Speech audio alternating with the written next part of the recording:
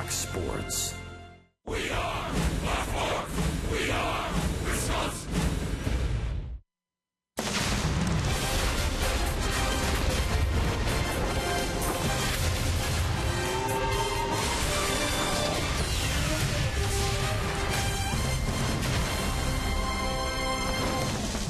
Oh, rain, what rain? It's all past. The roof is open. The crowd is filing in.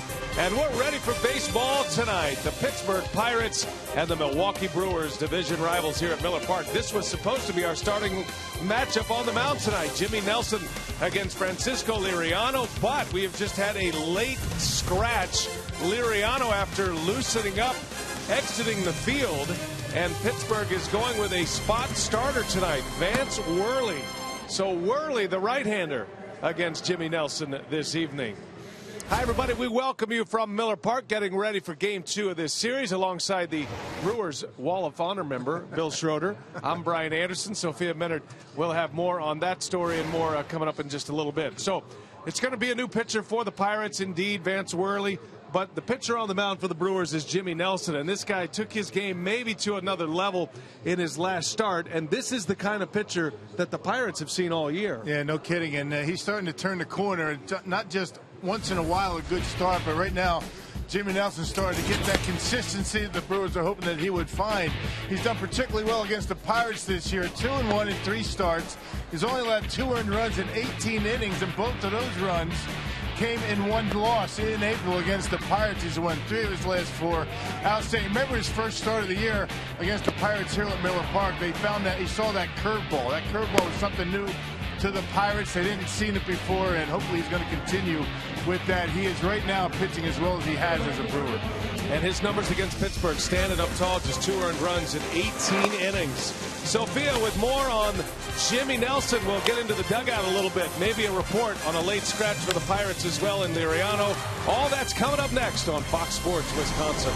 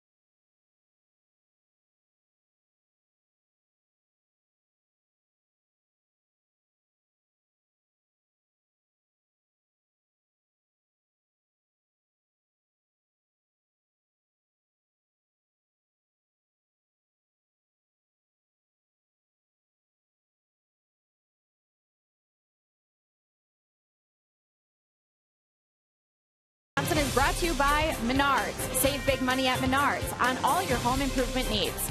By Toyota. See where Toyota takes you. Test drive one at your Toyota dealers. Toyota, let's go places. And by Miller Lite, the original light Pilsner. Cheers, it's Miller time. Back at Miller Park, we're getting ready for Game 2 of this division series between the Brewers and the Pirates. Jimmy Nelson getting ready to start his second half of the season.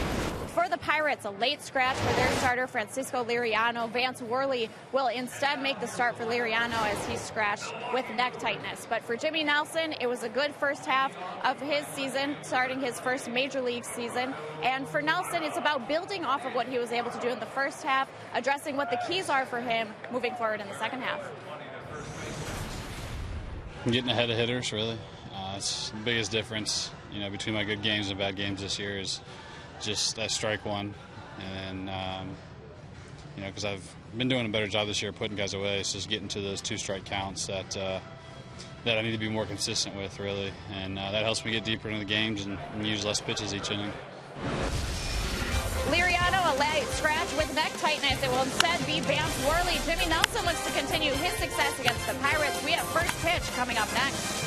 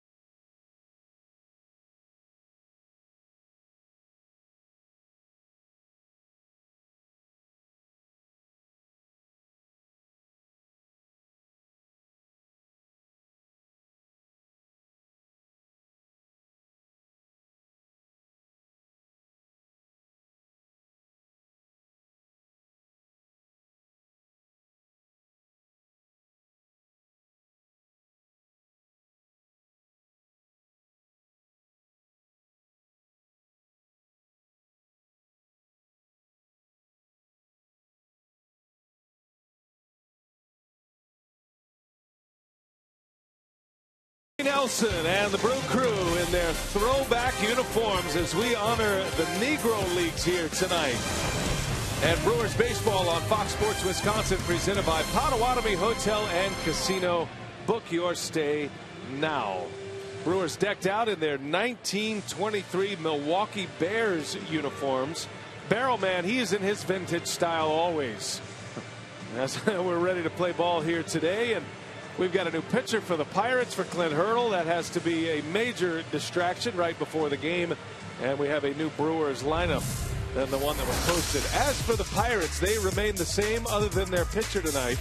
Potawatomi batting order has Polanco, Walker, and McCutchen at the top. Starling Marte, Jung-Ho Kang, and Pedro Alvarez in the middle. Francisco Cervelli, Jordy Mercer, and the emergency spot start of Vance Worley for Francisco Liriano, and as Sophia reported, a neck injury, neck tightness for Liriano. And Rock, there are the numbers for Jimmy Nelson. Yeah, very good first half for him. He does not have a complete game. An 18 starts, 6-9 record. He had won 3 in a row before a tough break loss against the Dodgers in Los Angeles right before the All-Star break. He threw 5 in the third hitless innings. He gave up 3 unearned runs in the 8th and was saddled with a loss, but he's been pitching very well. 2-1 this year against the Pirates. Gregory Polanco ready to lead off for Pittsburgh. And the Pirates playing along with us here tonight on our Negro League tribute night. They're wearing the uniforms of the Pittsburgh Crawfords. Vintage 1931 through 1938. First pitch of the ball game on the way from Jimmy Nelson, and it's hit hard off the glove of Lucroy and out to Jeanette, and that'll be an infield hit. Yep, already tested over there for Jonathan Lucroy at first base. Luke making his second start at first base this year, and first time in a while. You got Parr, who has been inserted in the lineup with Vance Worley on the mound now for Pittsburgh. Gomez and Braun in the outfield. Scooter Jeanette, a late addition to the starting lineup. Hernan Perez not getting the start tonight, and Maldonado behind home plate. They got all the lefties back in there, with the exception of Lind. You got Jeanette and Parra. Maldonado does the catching, and as Rock mentioned, Lucroy just his second start. His one and only start at first base this year came against the Pirates. That was back on April 18th. And that ball's hit hard into center field, down for a hit. And it gets by Gomez, and this is going to lead to a run. Walker all the way around. He'll go to third. Polanco scores, and this is not a good start to the night here. Carlos Gomez misplaying that one badly, and it turns into a two-base error that leads to a run. Yeah, not sure what happened. It looked like it hit the ground and maybe took a little bit of a tricky hop on Gomez. Either that, he was just taking his eye off of it, thinking about the throw into third base, perhaps. By the time he gets to it, Polanco scores and Walker into third base. Now you bet, a rough start to the night for the Crew. Error number 5 for Carlos Gomez this year, former Gold Glove center fielder. So now McCutchen is up there with a runner at third, and a wild pitch will bring another run in. Yikes. What a start to this game for the Brewers. Ugly. An error and a wild pitch, and just like that, it is 2-0. You see Maldonado trying to get in front of that fastball that was spiked in front of him. Well, those fastballs are tough to get down on the knees and block. You just hope you get a piece of it. Goes to the screen, and it's 2-0 already before we even get started. 3 pitches into this game, the Pirates have 2 runs on the board. So Nelson will start fresh with the bases empty. McCutchen takes ball 2. That was a good game last night. The Brewers won it 4-1. Mike Fiers pitched a beautiful ball game last night. He went 7 innings, just 1 earned run allowed. He won his 5th game of the year. He's 5-7, and kind of a textbook game for Milwaukee. They played well. They had some timely hits, took advantage of a Pittsburgh miscue. Will Smith worked a scoreless 8th, relieving Fiers, and then Francisco Rodriguez saved his 20th of the season with a perfect 9th inning with a strikeout. Yeah, Mike Fiers dropped his earned run average to 379, so he's been throwing the baseball well. So is Jimmy Nelson. He broke a 3-game winning streak with a loss against the Dodgers. They deserved a lot better.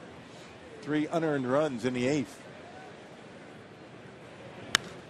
And Jimmy was as critical of himself, or maybe more critical of himself than anybody else, understanding errors are part of the game. But Jimmy's, I love his reaction after the game. He said, I gave up 3 unearned runs. I shouldn't have given up any earned runs. That was on me. We still had a chance to get out of the inning. There were 2 outs in the inning, and I didn't do my job. I think he's being a little hard on himself, because there were a couple of flare hits that fell in that Dodger game and led to those 3 runs. They had 2 outs, nobody on in that 8th inning. An error kept the inning alive, and 3 consecutive hits. That's what Jimmy's talking about, the 3 consecutive hits that burned him. Well, he had 6, or went into the 6th with a no-hitter going in Los Angeles. Went 5 1/3 of no-hit ball. A rough start here tonight, though. Infield hit, line drive to center, an error, a wild pitch, and now a walk. And it's quickly 2-0 Pirates. Starling Marte at the plate. In the air to right center. That's going to fall for a base hit. Well, the Pirates have come out with a game plan tonight to be aggressive, swing early in the count, and not let Jimmy Nelson get ahead in the count. And get to that curveball that has given him a lot of problems this year. The Pirates were the first to be victimized by that Nelson curveball here at Miller Park in Jimmy's first start. So that's why they're attacking early. They feel as though they get a fastball to hit, go after it. Don't sit around and wait for that curveball. And an early visit to the mound by pitching coach Rick Kranitz.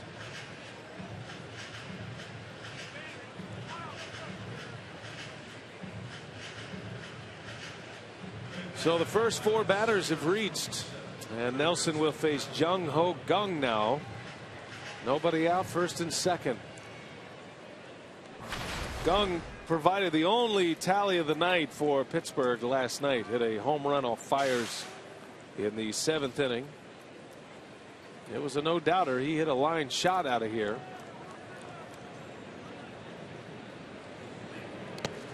Well, nice play by Maldonado as Nelson skips that one in, and a backhanded pickup on a short hop on a 94-mile-an-hour fastball. Yeah, that's about the only chance you have behind home plate on a fastball that's down like that.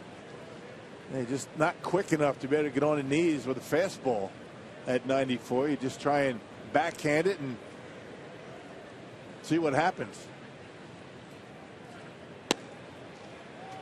2 balls, no strikes.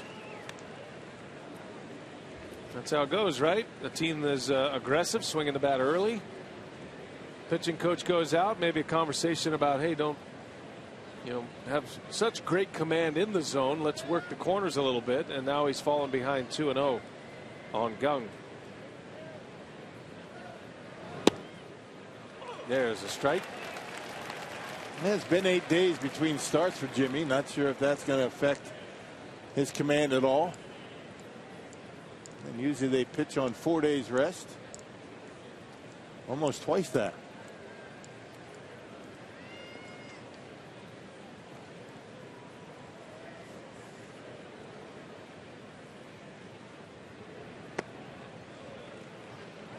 And it goes to 3-1. So when the Pirates have not swung early in the count, Nelson has fallen behind. It's a double whammy early in this game. Fell behind McCutchen 3-1, ended up walking him, and now 3-1 to a guy who has a lot of power. Don't be fooled by the low home run total, just 5. There's a ground ball. Segura's got it, thrown to second, and he throws it away. And another runner's going to score. McCutchen. Boy, what is going on with the Brewers tonight?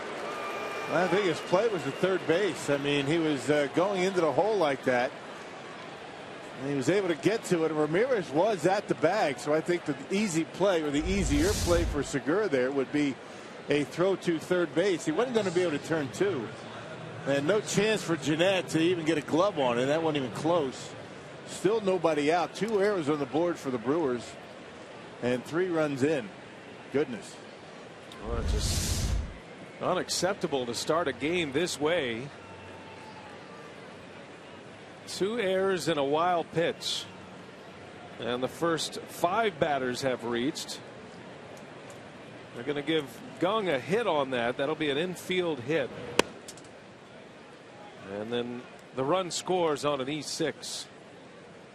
Yeah, not sure why Segura tried to make a play at second base. I mean, the easier throw, I think, given his momentum, would be to throw it to Ramirez at third to get the lead runner. Now, you're not going to turn 2 anyway on a ball like that. Pedro Alvarez takes a strike. Curveball from Nelson.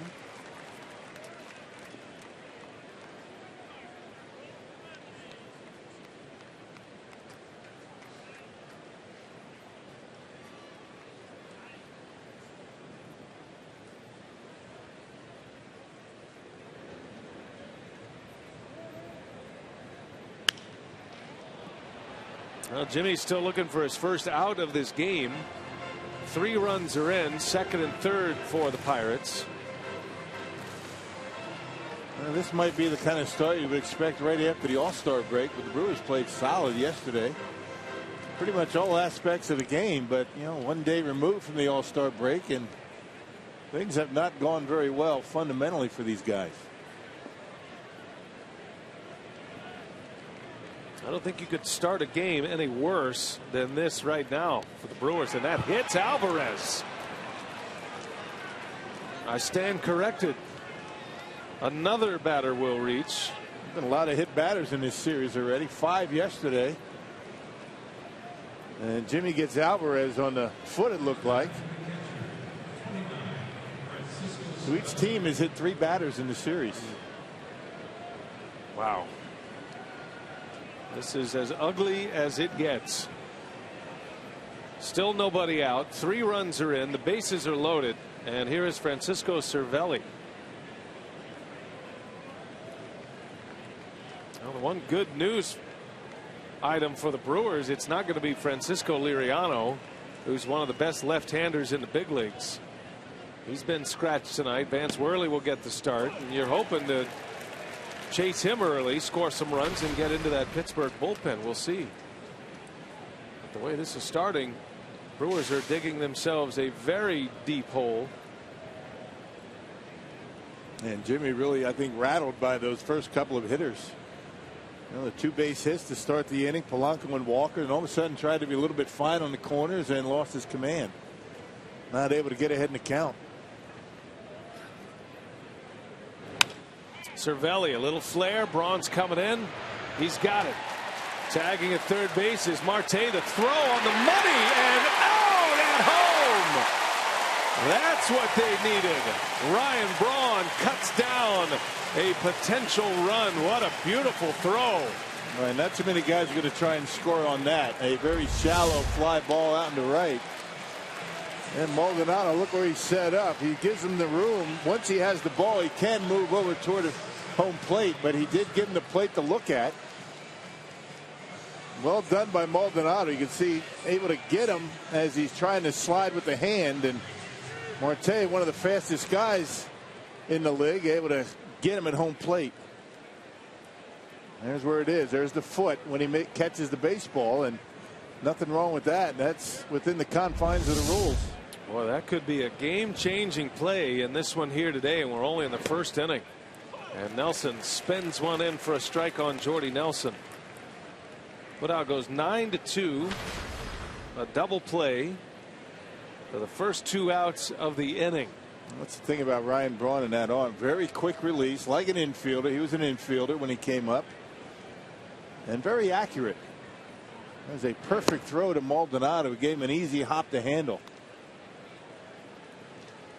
That's just the kind of play that star players make, though. You watch Ryan Braun throughout his career, and has a knack for the big moment. When the ball was hit to him, he had a chance to do something about it, and hopefully this game can get back to normal for Milwaukee. As Mercer fouls it back, a ball and 2 strikes on the Pirates shortstop. Yeah, get out of this mess with only 3 runs scoring. You got to feel pretty good. But you got to get Mercer here. Remember, you got the pitcher on deck.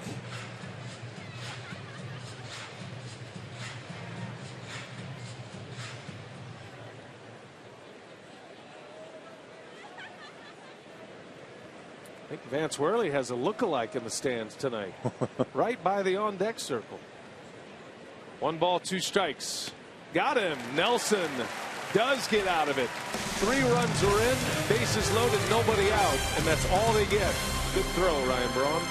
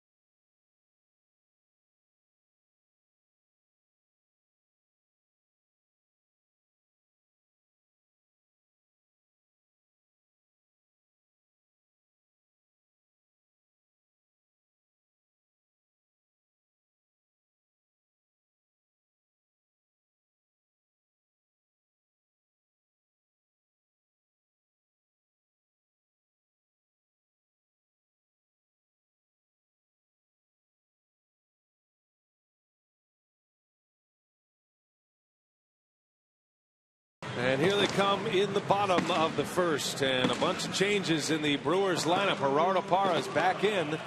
Lineup brought to you by Potawatomi. Parra, Lucroy, Braun at the top. Then Gomez, Ramirez, and Scooter Gennett, who's back in the lineup. Gene Segura goes from the leadoff spot to 7th. Maldonado and Nelson rounded out. And all of that is because it is not Francisco Liriano. It is right-hander Vance Worley in an emergency start tonight. Yeah, veteran starter. Spent a lot of times with the Philadelphia Phillies. 18 appearances, 7 of them starts. He was in the bullpen until tonight, making the start for Liriano. Liriano, one of the hottest pitchers in the big leagues over his last 10 starts. A 2.15 ERA. So you don't have to deal with him, but Vance Worley getting an opportunity here tonight. And his doppelganger is in the crowd right there in the front row. Probably had no idea Vance Worley was going to pitch tonight. And he could probably pose for Vance Worley a little bit later. I think it's the glasses that you're hung up on there. I think so. Well, sun's out, guns are out. Yeah, there you go, right? Parra, and he leads off with a base hit. This guy is something. Yeah, did the same last night, a double to lead off the game for Milwaukee. Just playing at another level, a level that he has not been able to sustain throughout his career for as long as he's been able to sustain it this season. Yeah, check it out. Look at the swing. I mean, not a lot of movement with the lower half, and just kind of turns that heel out and rips one in the left. Not too bad for probably figuring you're in the starting lineup for about 15 minutes before the game started. Gerardo Parra, since April 25th, is hitting .336. You don't find him in the top 10 in the league in hitting until just recently. He's currently tied for 9th in the league in batting, just qualifying with enough at-bats, and it'll stay that way the rest of the year as long as he's playing. But he didn't have enough at-bats to get into the top 10 until the month of July or thereabouts. Lucroy, the first baseman tonight, batting second behind Parra.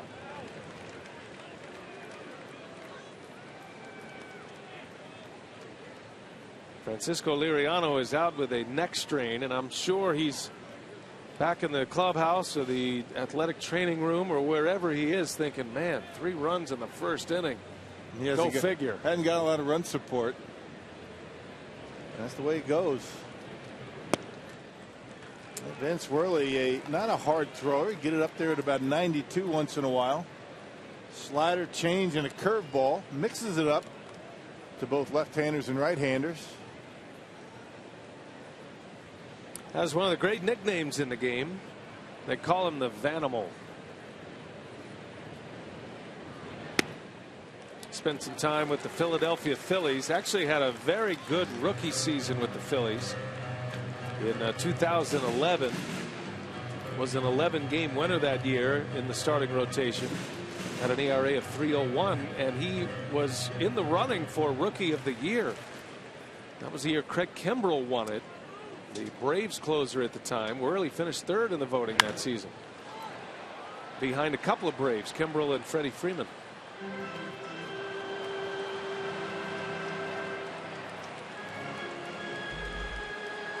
Lucroy, the second start as a first baseman.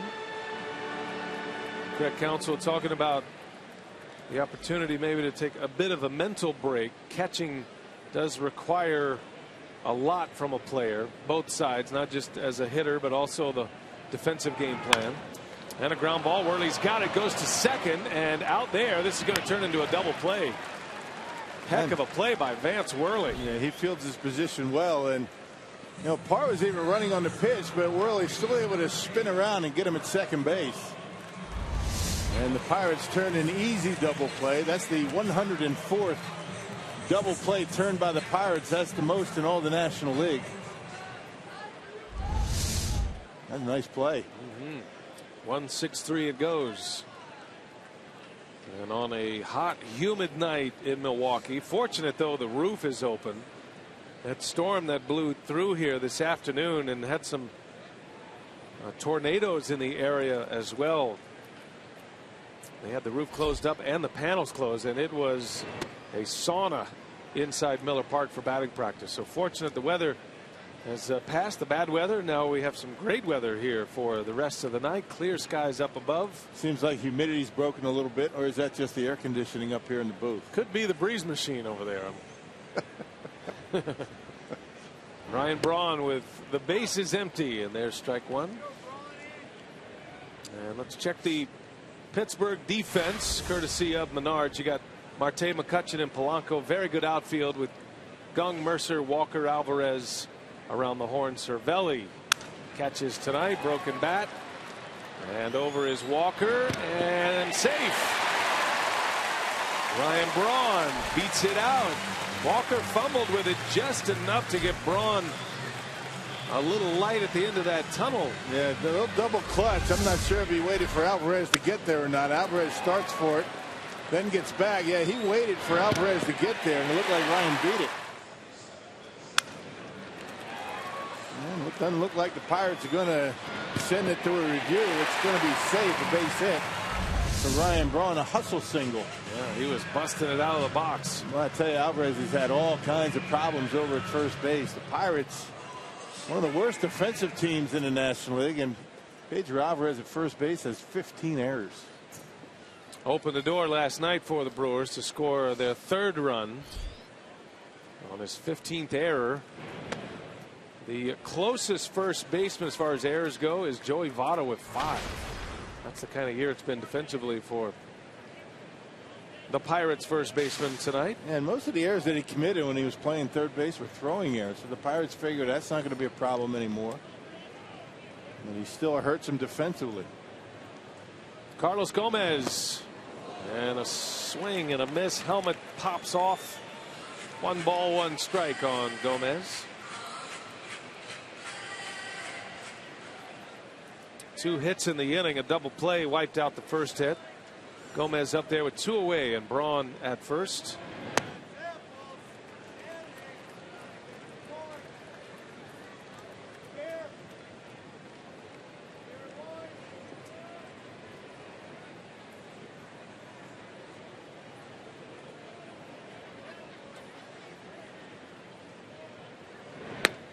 That one's in there. 2-2 now on Carlos. Gomez comes in with 8 homers, 41 runs batted in. He's got an on-base percentage of .325. Slugging nearly .450 this season. And the numbers are generally down for Gomez offensively. You don't know if that's settling back to the norm or if that hamstring injury that he suffered early in the season and then most recently a groin injury has set him back a little bit. Certainly not getting the infield hits because he's not running at top speed. Yeah, battling injuries. I think a lot of it, that's what it has a lot to do with. Not playing at 100%. You have those leg injuries, and you know those things affect you at the plate as well. Not just the speed, but you know your aggressiveness. You know that solid, stable foundation up there at the plate is affected. 2 balls, 2 strikes on Gomez. And that's a called strike 3. Down he goes. He's not happy. Rung up, inning over. Worley puts up a 0 in the first.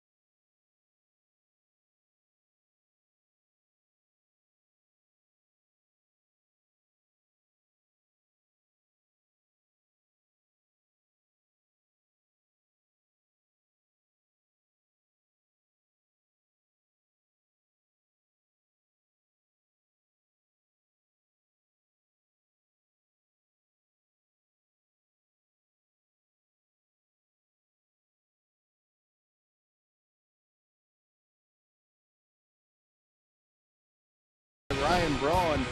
Bases loaded, nobody out, 3 runs already in, and a short fly into right field. And look at Ryan, the quick release, a good hop for Maldonado to handle, and they get Marte easily at home plate. That's certainly worth another look. Brought to you by Columbia St. Mary's. Good tag by Martin Maldonado. Well, if the Brewers come back to win this game, that'll be the moment of the game. And a great play, another outfield assist for Ryan Braun. So here we go to the second, 3-0 Pittsburgh. And let's see if Nelson can have a clean inning. He'll start it with the pitcher Worley, who can handle the bat a little bit. Does have 3 hits this season when he was in there as a starting pitcher briefly into the rotation for a while.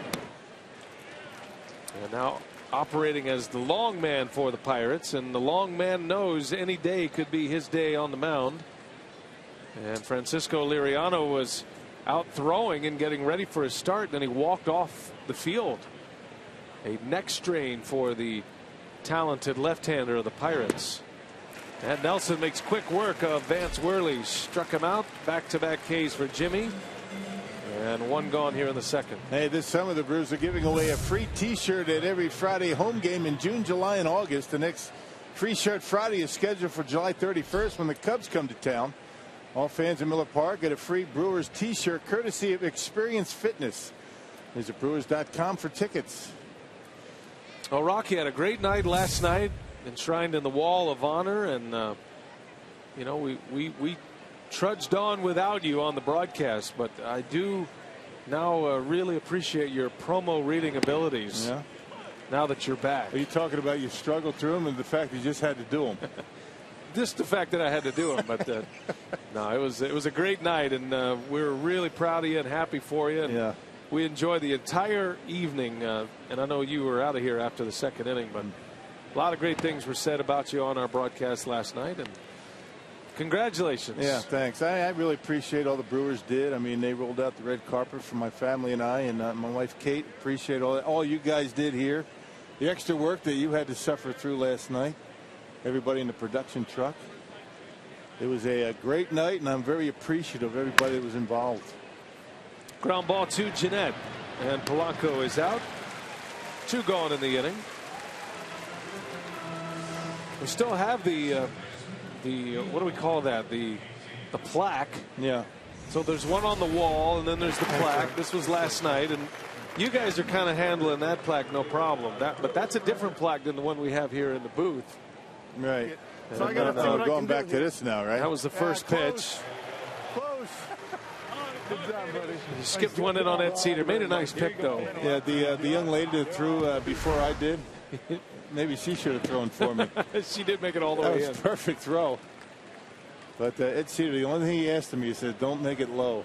And I didn't do it on purpose. See, he planted that seed. That's not a good caddy right It's there. not the first time he's planted something in my head that I couldn't get out. There's a swing and a miss by Walker, and it's quickly 0-2. There's Ed Cedar. Caught that ceremonial first pitch last night. He said, Rock, there's no way that ball's going to the screen with me back there. I'm going to get it. And then he said, I can squat down, but I don't know if I can get up. Walker chasing that high fastball. Yeah, so last night, 2 innings, right? So look, I'm back in spring training mode, right? 5 tonight, Right. 7 tomorrow, and I'll be ready to go 9 innings against the Indians on Monday, right? Yep. I think you just got to ease your way back. It's like a minor league rehab. Actually, now. Tuesday they come in. I'm excited to be back. I mean, 4 games for the All-Star break, and last night I missed it. There's a swing and a miss. So Nelson comes back with a very strong second inning. Couple of strikeouts in a 3-up, 3-down frame.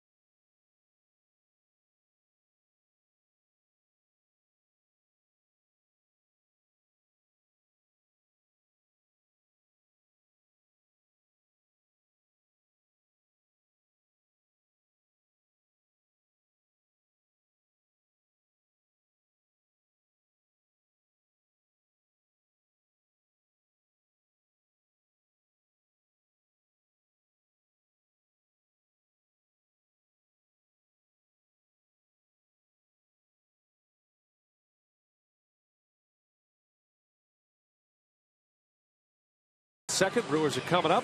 And it is now time for you to tweet your strongest fan photo. Use hashtag WisDataStrongFan. And you just might see yourself in an upcoming broadcast. And it is brought to you by T-Mobile.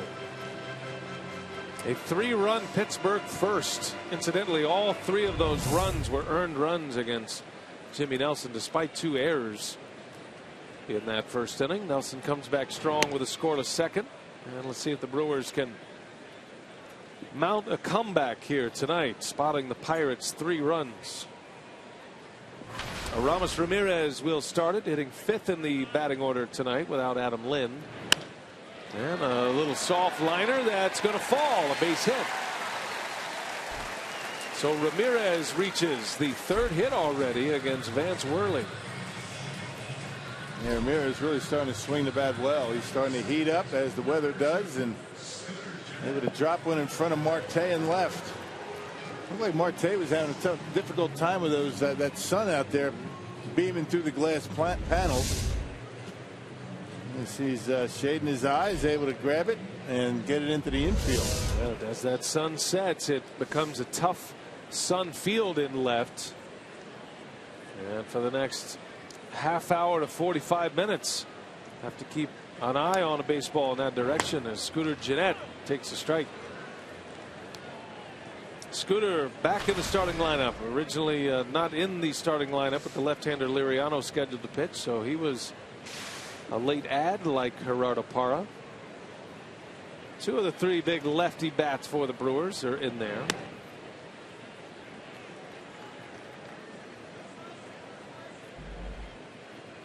If you're just picking us up, wondering about the uniforms tonight.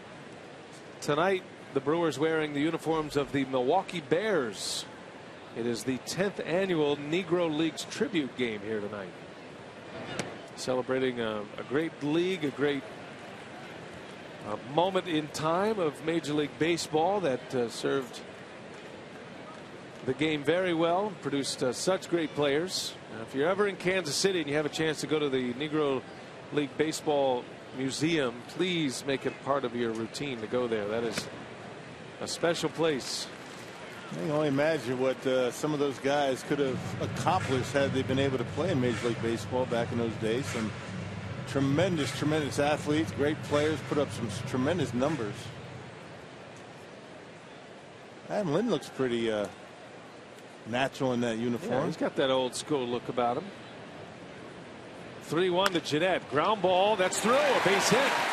Alvarez gave up on it, and it ends up in right field. So Scooter Gennett with a single. And the Brewers with their 4th hit already. 2 on, nobody out in the second. Yeah, rain's not all that great for Pedro Alvarez. Either he thought the walker was going to be there, or the ball was by him. It looked like the ball might have been by him when he stopped and went back to first base. Playing in, didn't feel like he could get it, so he gives up on it. Didn't want to knock it out of the way of Walker. Maybe thought Walker was shading a little bit more in the hole. So 2 on, nobody out, and here comes Segura, who's got some positive memories facing Vance Worley. Lashing away at that first pitch, he fouls it away. We take you back to April. Worley in the rotation at the time, a hanging breaking ball, and Segura, one of his 3 home runs this year. That was up in the Lowe's level in the second deck of the bleachers. One of those right here will tie this game. And Segura shows bunt, and that is a strike. Yeah, same pitch, different location though. Slider was right on the corner.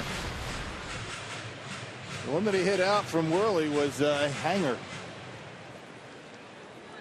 Segura is 2 for 5 in his career against Worley with that home run. He's also walked. A couple of RBIs. Well, that one comes back to hit the outside corner. A lot of movement on the comeback sinker by Vance Worley for the first out. Yep, 91 miles an hour, starts off the outside edge, and watch Cervelli holds it there nicely. Right on the edge at the knees. Perfect pitch. So here is Maldonado now.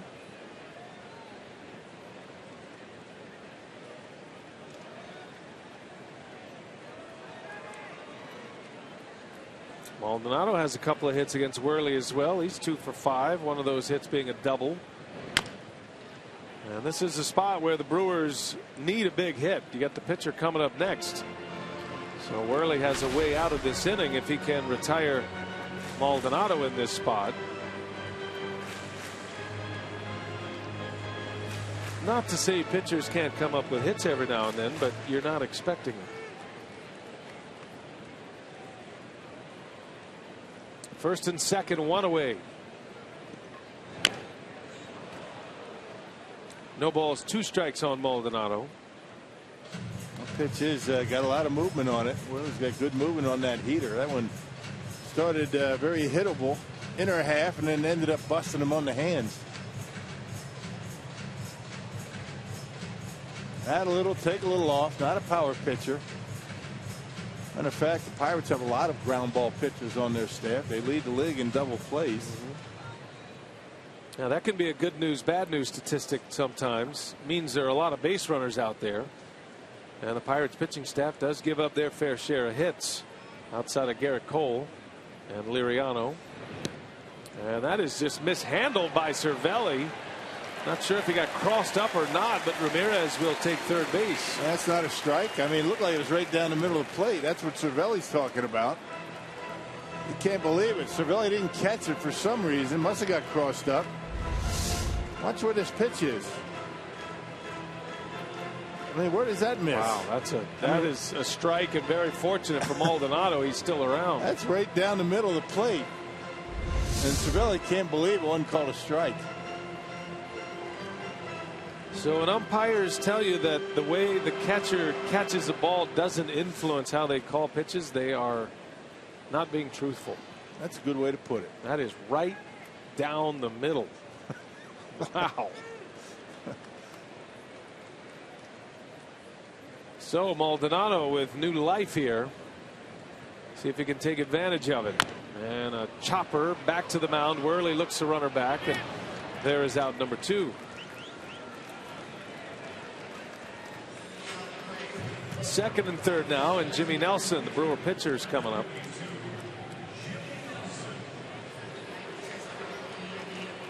Well, I'm proud to tell you, back behind home plate, back in my days as a catcher, and how you do catch it and frame it has a lot to do with it. I think sometimes when a catcher misses a ball like that, it startles an umpire. And if they're not sure, if they don't see it well, or something goes on, and they're not going to call a strike. Shouldn't be that way, but that's the way it is. They're only human. Well, Nelson up there in a big spot, looking to drive in his first run of the season. Andrew McCutchen has given the left fielder Starling Marte his sunglasses. And McCutchen doesn't need him. He's in the shade. It's good teamwork. Nelson, that is fair. A base hit. Ramirez scores. Here comes Jeanette. How about that? Jimmy Nelson drives in 2. His first 2 RBIs of the season on his 4th hit, and just like that, it is 3-2 Pittsburgh. Man, you never know. Anybody with a bat in their hand can be dangerous, and really made a mistake. Sent it right down that first baseline. Jimmy a little bit late, but he got on top of it. Hit in the right direction. If anybody's not going to be able to catch a ball, it's probably going to be Alvarez, and he has had a difficult time. Not to say that he should have caught that one, but right down the line with a couple of men on. So well, the pass ball certainly didn't help Vance Worley in this inning. For the first time in his career, he has a run batted in. 2 of them, as a matter of fact. Had never had one in the big leagues until right there. Now Parra's up there with Nelson at first. 2 gone in the inning. You know, without that pass ball, that comeback from Maldonado is probably a double play. Yeah. Marley doesn't run all that well, but the pass ball, first and third. Worley had to make sure that the runner wasn't going to score. Ramirez at third base. So kept the inning alive. So both teams making mistakes that costing them in this game. Now the Brewers got off to a very shaky start. 3 runs scored for the Pirates, and the first 6 batters of the game reached base. There were 4 hits, a hit batter, a walk. There were 2 errors on batted balls. But a great throw from Braun ended up as a double play, and now the Brewers are right back in there early. 2 runs here in the second. 0-2 on Parra, and a swing and a miss. Down he goes on strikes, and the side is retired. But a major league first for Jimmy Nelson. His first 2 RBIs of his big league career, and it gets him right back into it here today. 3-2 Pittsburgh, and a 2 RBI single for Jimmy.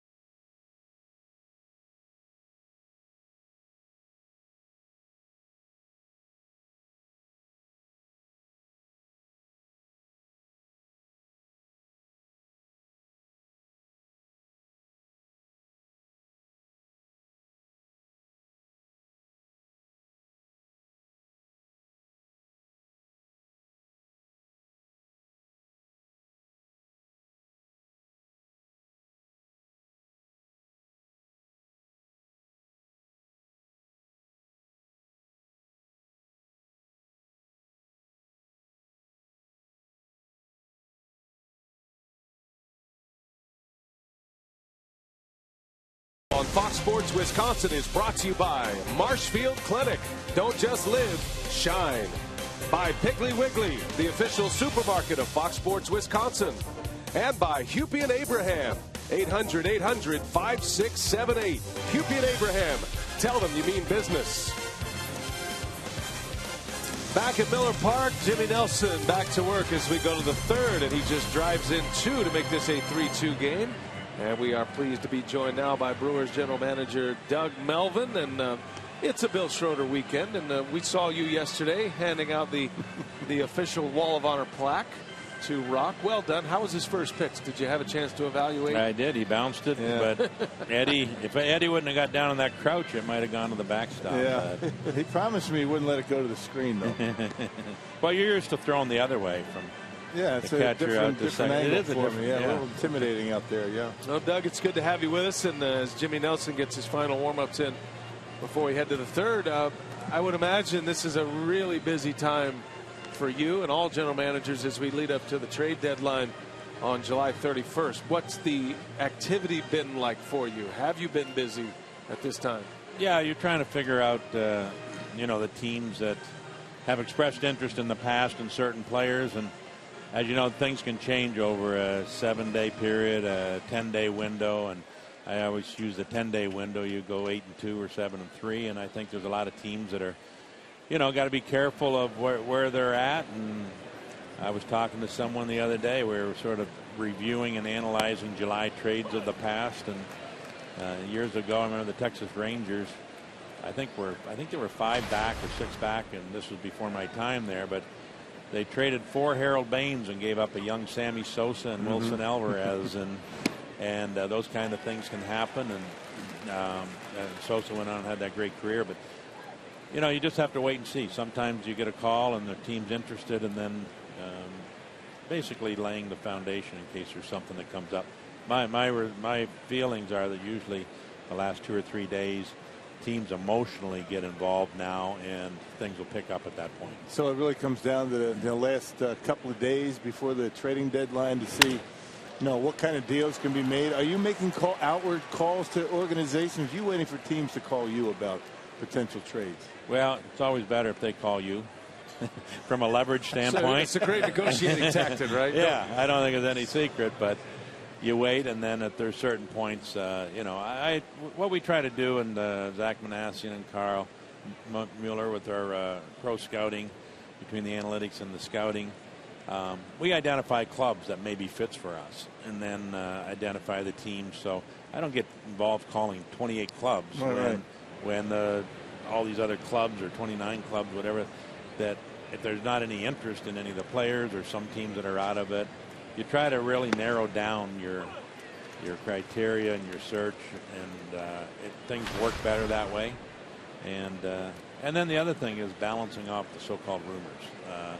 Sometimes there's rumors out there, and that's only natural in our game. It's in all sports, and some of the rumors, you sort of fend them off. But some of those rumors are put out there by other clubs to try to get other teams involved in that too. So you sort of have to, survey all those also and be expected to get a phone call. It's kind of been a different scenario for you, this year because of the bad start. I guess you're not so much a buyer but a seller, and so it puts you in a completely different situation that you haven't been in for quite some time.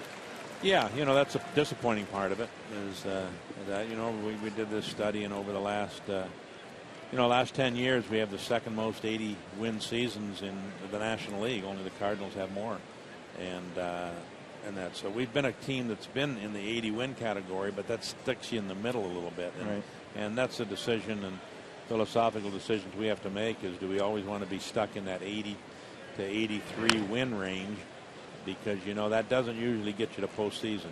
You have to, but if you think you're in that range, you can easily get into 86 wins, and that's where we've been in the past. So there is a point that we have to decide the direction that we're going to go. We still like a lot of our players. We got 4 starting pitchers that have come out of our farm system, and they're all doing very well with Jimmy Nelson and Fiers and Taylor Youngman and Willie Peralta.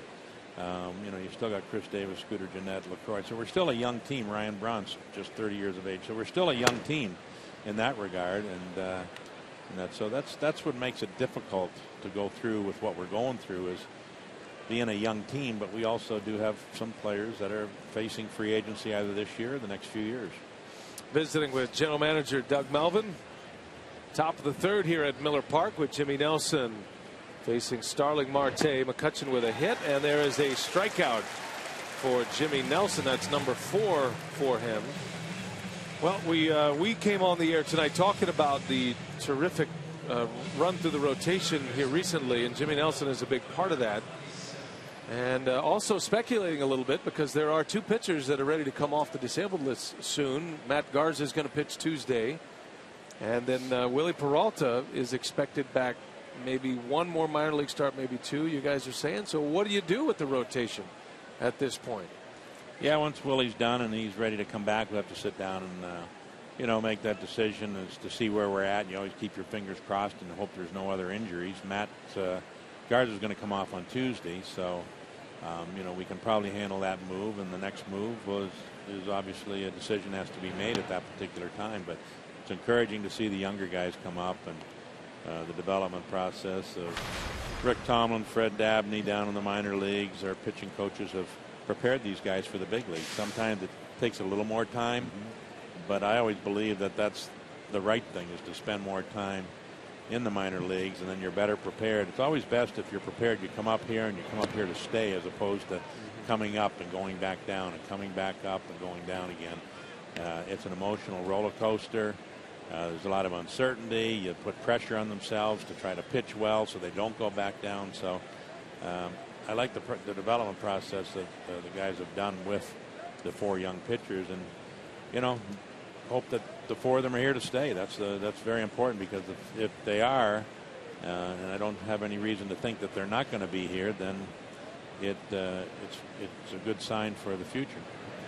Is there any thought at all that, specifically with the trade pieces and now the emergence of Taylor Youngman, and you're talking about this homegrown staff, Jimmy and Willie Peralta, Youngman, Mike Fiers, is there a thought at all that you're right back in contention next year, and that affects who you might be willing to trade this year?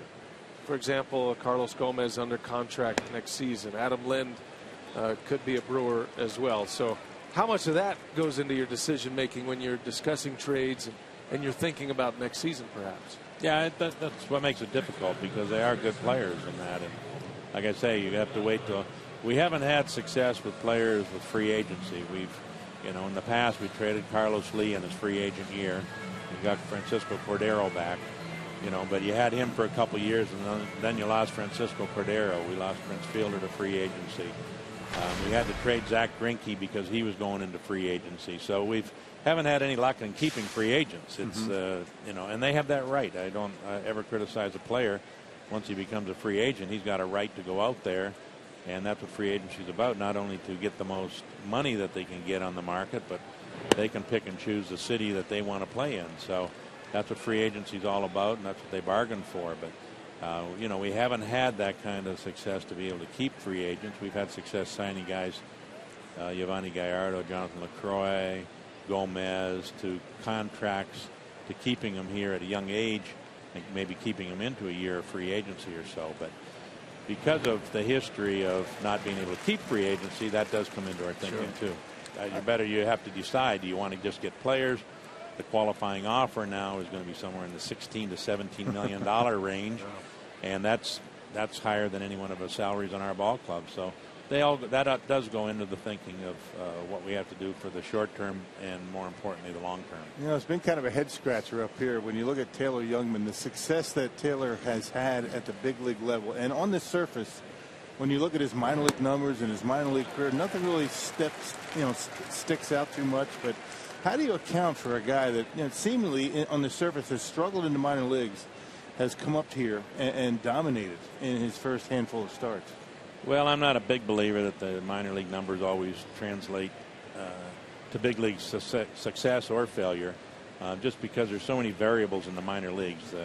The defense is differently, whether it's infield defense or outfield defense. Ballparks are different. Traveling's different. They're up at 4 o'clock in the morning to catch a 6 o'clock flight to go across from West Coast to East Coast. There's so many variables. The umpiring probably not as good. They don't have replay in the minor leagues. Taylor Youngman had 2 outs in that replay. So, I've been through it a lot of years, and I've seen a lot of players that have had great minor league success and didn't have success at the big leagues, and I've seen the opposite, guys that didn't have success and they had success in the big leagues, and that's so. Remember pitcher Don Ossie. I don't know. I'm going to go back here in history. He was 0-10 in the minor leagues, and I remember when we brought Tyler Thornburg up, he was 0-9. Right. And we brought him up, and he pitched very well for us. I remember the New York Yankees years ago, and now I'm getting way back, when Yogi Berra was managing, and Yogi said, I just want a third baseman that can catch the ball. And in AAA, we had a guy, Mike Pagliarulo. Yeah. And he was hitting about 220 or something. And they said, well, he may not hit. He said, I don't care if he hits, just he can catch the ball. He was an outstanding defender, came to the big leagues and ended up having a nice career, hit about 240 with about 18 to 20 homers every year. So, yeah, the minor league, the development process, and the other thing in the minor leagues, guys are working on things. There's guys that a pitcher may be throwing a changeup, he may be throwing a breaking ball, and we tell him, hey, don't worry if you get hit with that pitch, you have to throw it. Don't worry about it. And the same with a hitter. A hitter may be working on going the other way, and working on that, and all of a sudden his average, takes time to get to where he wants to be. So that whole development process is a challenge, but I think that's one of the reasons why guys, you really can't get real serious on those numbers until the product is completed, and then at that point, then you can start really giving a total and final evaluation.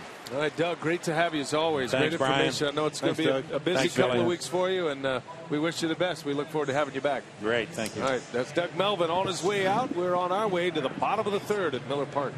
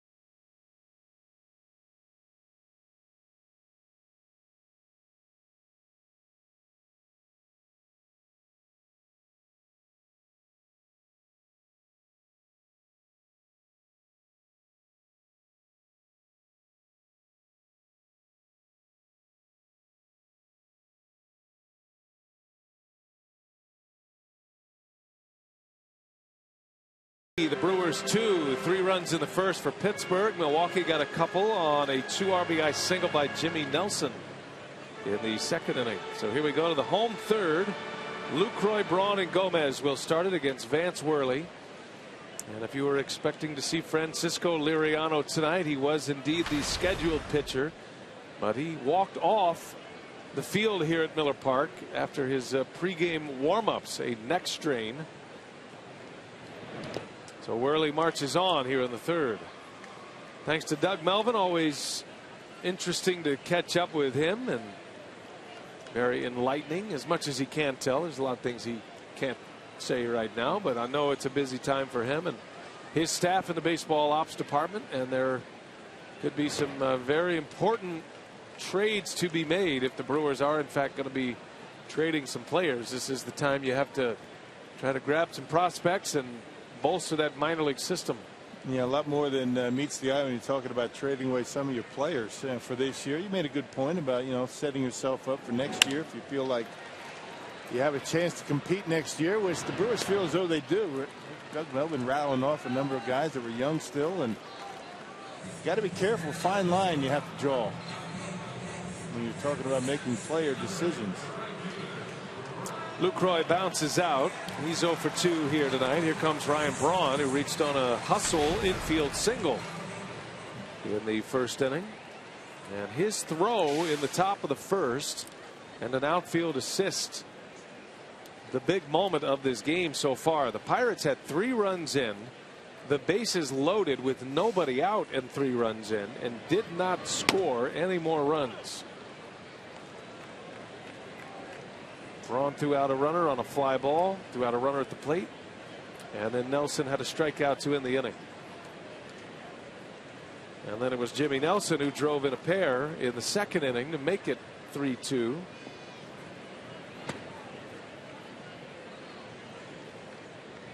And the Brewers right back in it with that Jimmy Nelson base hit. Yeah, slices it right inside the first baseline, and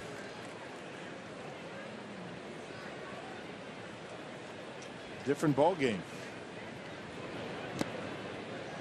2 balls and a strike on Braun. Coming off his 6th All-Star appearance. No Brewer has ever appeared in more All-Star games than Ryan Braun.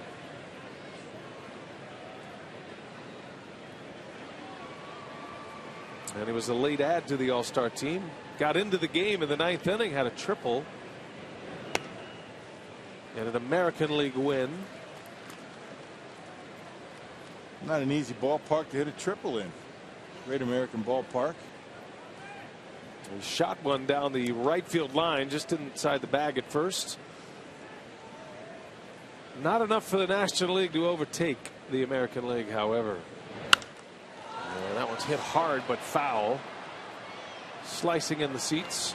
Not too many better to this day. He's even getting better at hitting the ball to right field these days as he was.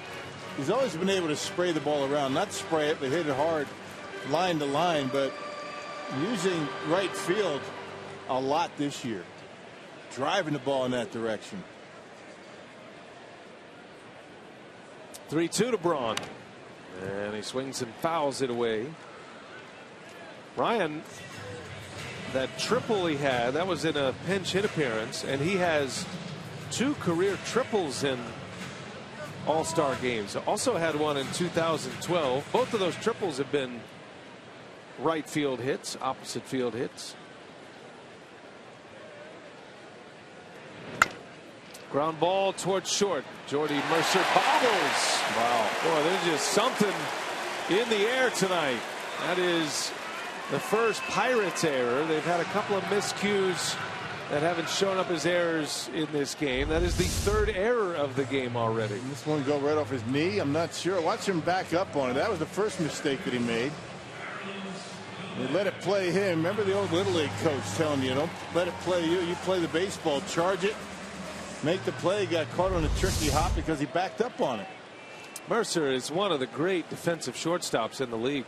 Very underrated. It's only his 7th error this year. And that one was routine. So a runner at first for Carlos Gomez. And the Pirates 12th in the National League in team errors.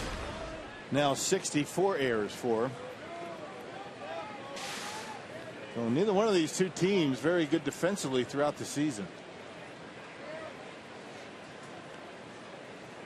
And 15 of those errors belonging to Pedro Alvarez at first base. One guy can skew the team statistics. I don't look at the Pirates and feel like they're a poor defensive team. No. Other than Alvarez at first base.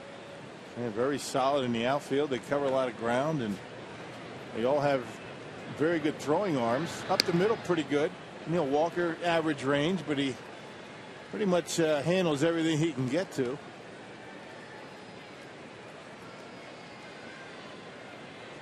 Braun's had a lot of success stealing bases this season. See if he wants to run here in a 1-1 count. Stays put. Gomez on the ground to third. Gung goes to first, and Carlos is retired. So Braun will advance to second base. Gomez is out. 2 outs in the inning. And here comes Aramis Ramirez. A lot of ground balls off of Vance Worley tonight. He's got that sinker working for him.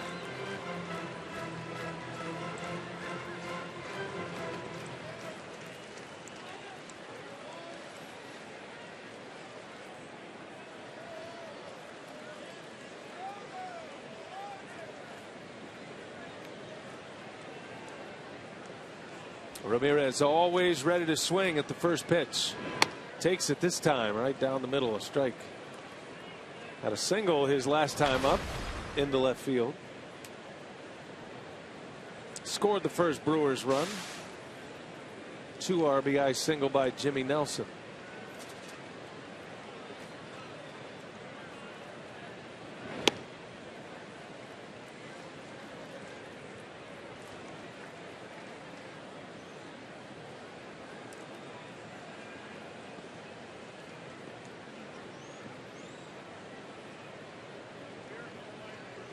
Pirates in their Pittsburgh Crawfords uniforms tonight in a Negro League tribute game.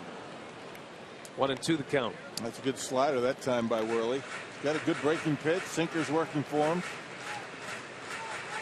He's given up 5 hits, but really nothing hit all that hard. I guess the hardest hit ball. Jimmy Nelson has one of the hardest hit balls tonight.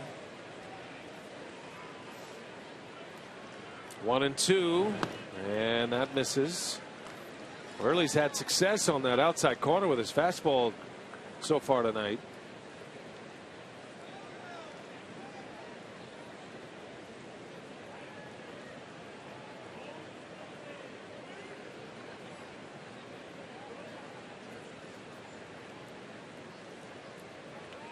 Two and two, and it hit him. Another hit batter. That is the 7th of the series. That was a breaking ball by Worley, and the last 4 Brewers to have been hit by pitches have been on breaking balls. But it doesn't change the fact that hit by pitches are starting to tally up here. Yeah, one of the few curveballs that Worley's tried to throw tonight, and that one just never got there. Never really did anything, and just spun up there and got Ramirez on the back of the arm. That's not going to hurt too much. So no intent there for sure.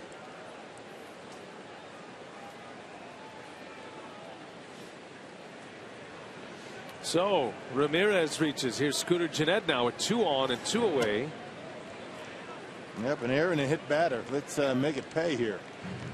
See Scooter find a gap. See how fast Ramirez can get around the bases here. Scooter would like to allow him to jog around the bases. See, now you're getting greedy. See, he's got a little bit of pop, Scooter Gennett. He's hit 4 this year. I'd prefer to have Ramirez run as hard as he can for a while. I think he's looking forward to it. He is. He's ready to roll.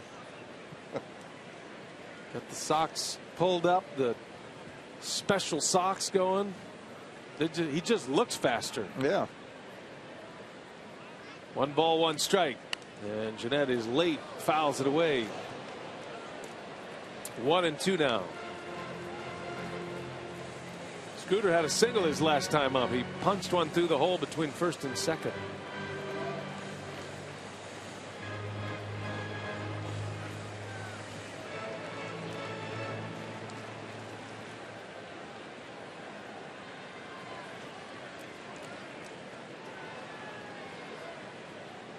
Two outs. Brewers trying to push a few across with two away, and Jeanette back up the middle and a base hit. Here comes Braun, and we are tied.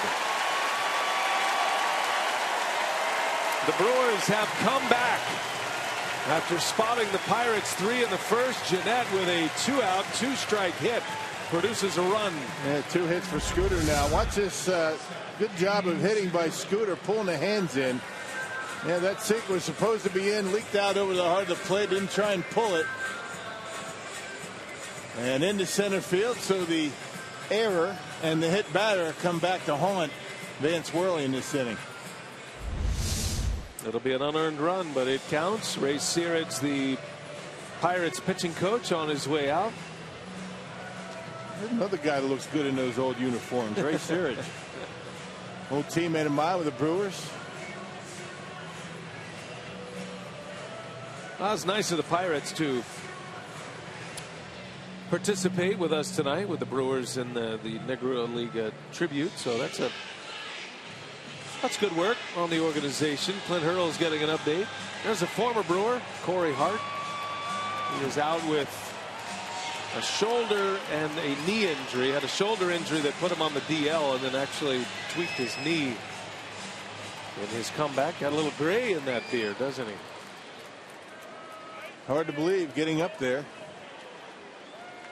2 on, 2 away. Here is Segura, and he pops up the first pitch. And this should get Worley out of the inning, so a visit from the pitching coach, and the next pitch to retire the side. Brewers tied up. Jeanette with an RBI, all even at 3.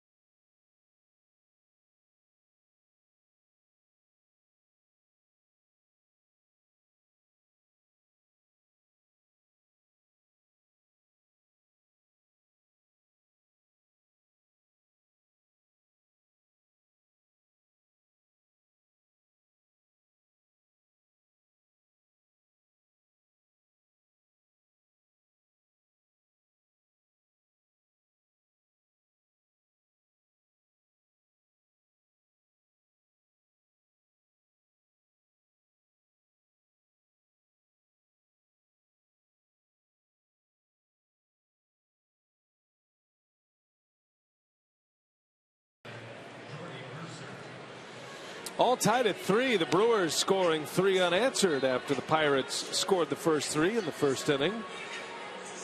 And here we go to the 4th. Our Carsoup.com trivia. What uniform numbers did Bill Schroeder wear with the Brewers? It is a Bill Schroeder extravaganza weekend here against the Pirates, enshrined into the Wall of Honor.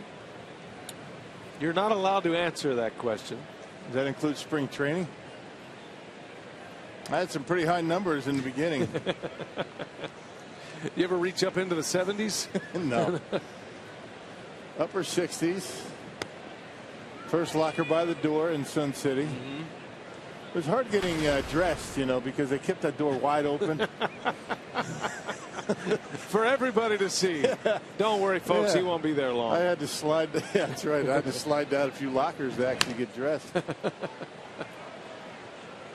You never want to have the first locker by the door. Yeah, that's and a number in the 60s in the first locker by the door is just a hint. Just if they put you by the door, first locker, you're one of the first out. Nelson facing Jordy Mercer to start this 4th inning. He's got the pitcher due up next, and then back to the top of the order. And a little slider missed, not by much.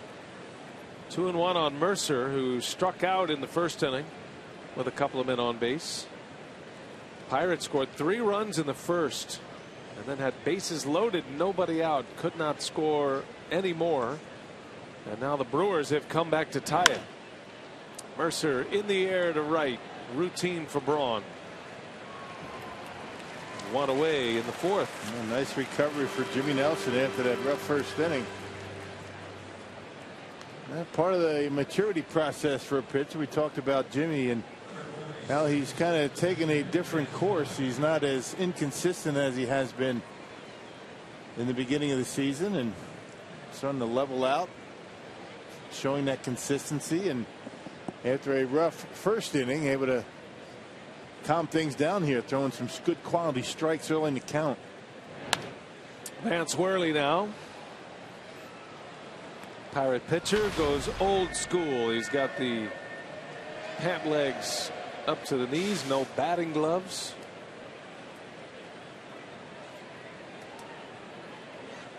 Feeling right at home in those Pittsburgh Crawfords uniforms.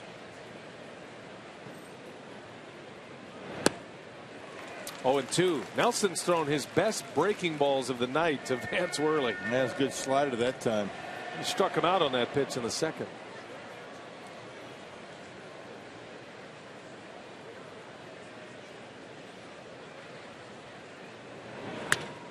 And a weakly hit ground ball to Jeanette. Nelson has his first 2 men out here in the 4th inning. Hey, tonight's time of the game winner. Denny K's Bar and Grill in Whitewater, if they call the Brewers in the next 24 hours. They get 40 Miller Lite beer pen tickets to a Brewers 2015 home game. It's offered courtesy of the Tavern League of Wisconsin and Miller Lite. I wonder if Denny's was on the Craig Kashan rotation as he attended most of the UWs across the state of Wisconsin, including Whitewater. I think every one of those spots were part of his rotation. Might have been the reason he went to every University of Wisconsin outlet around the state. But he did get a quality education once he put his mind to it. There's a strike to Polanco. I went to 2 colleges, Clemson and Carroll College, back in those days. And many did not know that you graduated from Carroll College. Right. After your playing days. That was revealed yesterday in your terrific press conference.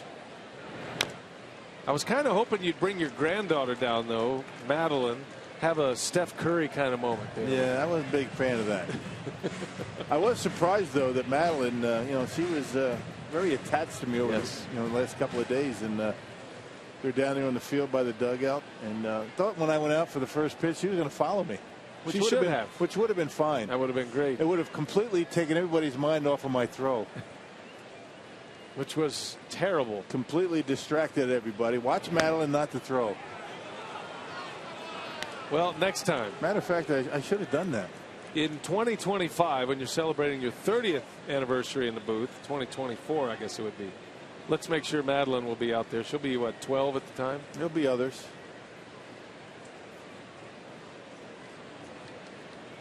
Is that breaking news or just no? You're just assuming. Just assuming. Here's a 1-2. Wouldn't be as cute as if a 12-year-old came out. Yeah. Well, never know.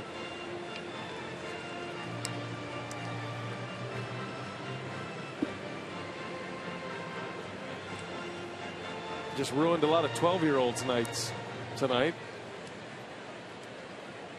Dad, we're not cute anymore. You're all cute.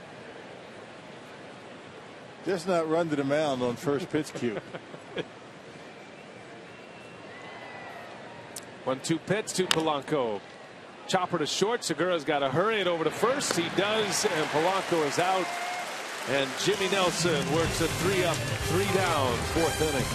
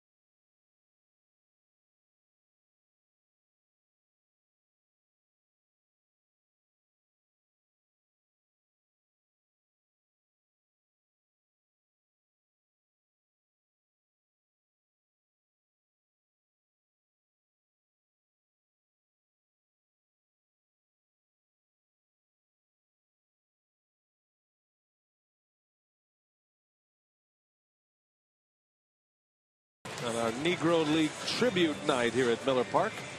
Here's tonight's Watch 'em and Win 'em sweepstakes image. Log on to foxsportswisconsin.com. Click on the Watch 'em and Win 'em banner on the homepage to enter. And if you're not a winner tonight, tune in again tomorrow afternoon for another chance to win. We're giving away great prizes during every Brewers broadcast in July. Roof is open. Beautiful Saturday night after a rainy Saturday afternoon. Hot, humid night here in Wisconsin. All tied at 3 now. Brewers Pirates. After the Brewers won the opener last night, they're trying to secure a series win tonight. Martin Maldonado leads off for Milwaukee. Grounded back to the mound in the second, and the inning was at that point looking like it was going to blow up on the Brewers. They had 2 men on to start the inning. And then the next 2 batters made outs with the pitcher coming up. But then Jimmy Nelson delivered with a 2 RBI single. And the Brewers were able to tie it last inning with an RBI from Scooter Gennett with 2 outs. Pass ball played a big part in that inning. It's been an ugly game. Both teams not playing well defensively. There are 3 errors on the board, 2 by the Brewers, and a number of other misplays. Wild pitches, pass balls, hit batters.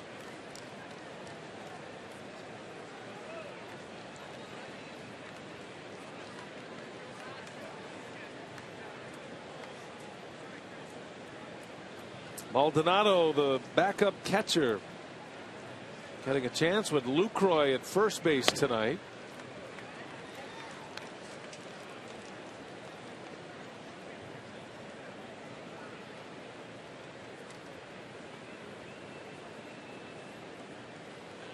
Maldonado making his 41st start behind the plate. And most of that coming, 33 of those starts coming when Lucroy was on the DL. Ground ball to short. Mercer, plenty of time, makes the play for out number 1. A ton of ground ball outs for Vance Worley. Everything on the ground, strikeouts and ground balls. There's only been 1 fly ball out. That was that Segura fly out to right to end the 3rd inning. So Nelson back up there, feeling hitterish right now after his 4th hit in the big leagues this year and driving in his first 2 runs of his career. This was it. Back in the 2nd inning with 2 outs. A late swing, but he found the barrel and just snuck one in inside the bag, scoring Ramirez and Gennett with 2 away. Big hit in this game. And a little pepper swing at that one, and Worley makes a play. 2 outs now. 2 up, 2 down. Hey, the Brewers and Indians face off in an interleague matchup at Miller Park this coming Tuesday and Wednesday as Cleveland makes its first trip to Milwaukee in 9 years. To reserve your spot, call 414-902-4000 or go to brewers.com/tickets. The Tribe coming into town. And Bob Uecker is going to be throwing out the first pitch. Celebrating a major league night. There's a little bobblehead, and Uke's going to be throwing his Harry Doyle character back in play when the Indians are here. Of course, the Major League movie franchise, and Harry Doyle was the broadcaster for the Indians, played by Bob Uecker so famously. I hope he does better than I do. I did. There's a pretty good chance that he will. Pretty good chance. There's no way he can't. But he's not coming off neck surgery either, so we'll give you a pass.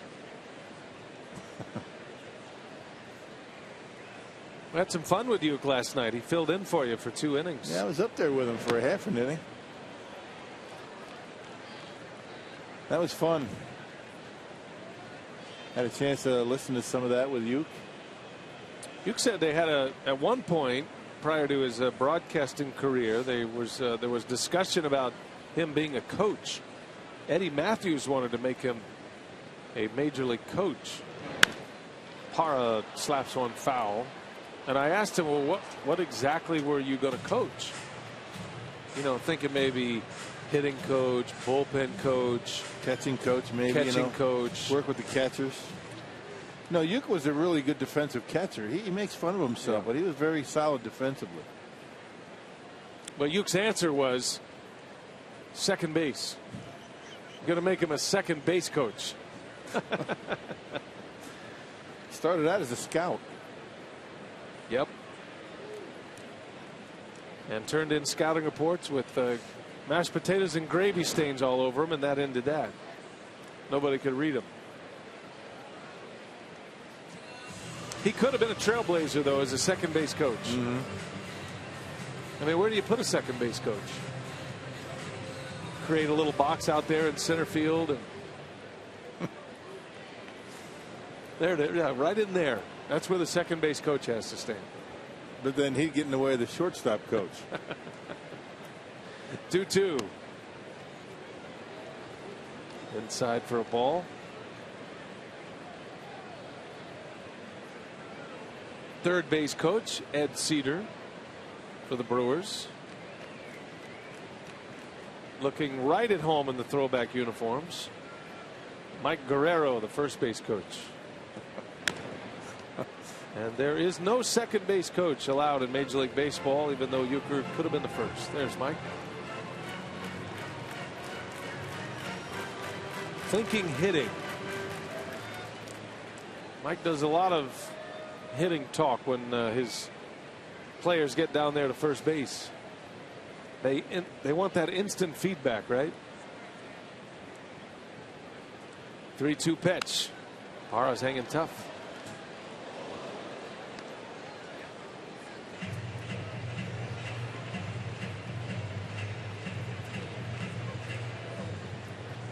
Gerardo calls everybody Poppy. Most people anyway. Hey, Poppy. Beautiful day, Poppy. Good to be here, Poppy. He's not the big Poppy, but he's the Gerardo Poppy, the Parra Poppy. He's having a heck of a year. Whatever he wants to call you or him or what have you. I would imagine, speaking of Doug Melvin fielding calls, I would imagine a lot of calls have been inquiring about the availability of that man right there. Everybody curious to see if he's going to be able to hit like this. We see a lot of scouts and we get asked a lot of questions. Everybody wanting to know if Parra is going to be able to continue this pace. Well, he's done it since late April. I mean, I remember about a month into this, we decided we'd stop saying that he's hot. He's just good. He's having a good year. On base percentage near 350. He's playing a lot. His strike zone discipline has really improved. Hitting over 400 in the month of July. Long battle here. The 10th pitch of the at bat. Another 3-2. And it's in the dirt, and he draws the walk. And those are the kind of at bats you didn't see a whole lot from Gerardo Parra as a member of the Diamondbacks. He's on base for the second time again tonight. Understanding himself more as a hitter, more patient.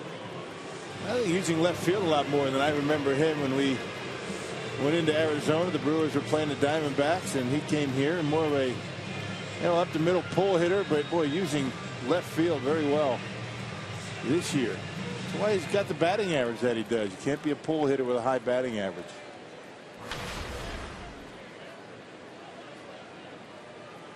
So here is Lucroy with 2 away. All 3 runs for the Brewers have come with 2 outs. 2 out hits by Nelson and Jeanette.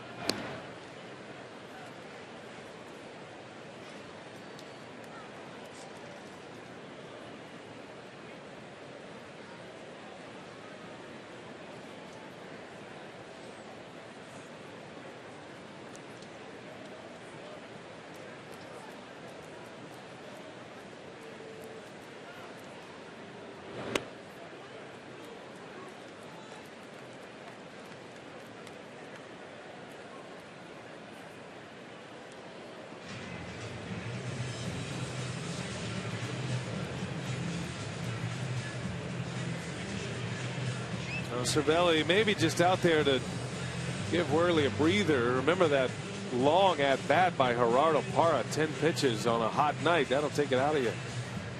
Worley's jersey is completely drenched through. Got a couple of good sweaters out on the mound tonight. Jimmy Nelson and Vance Worley.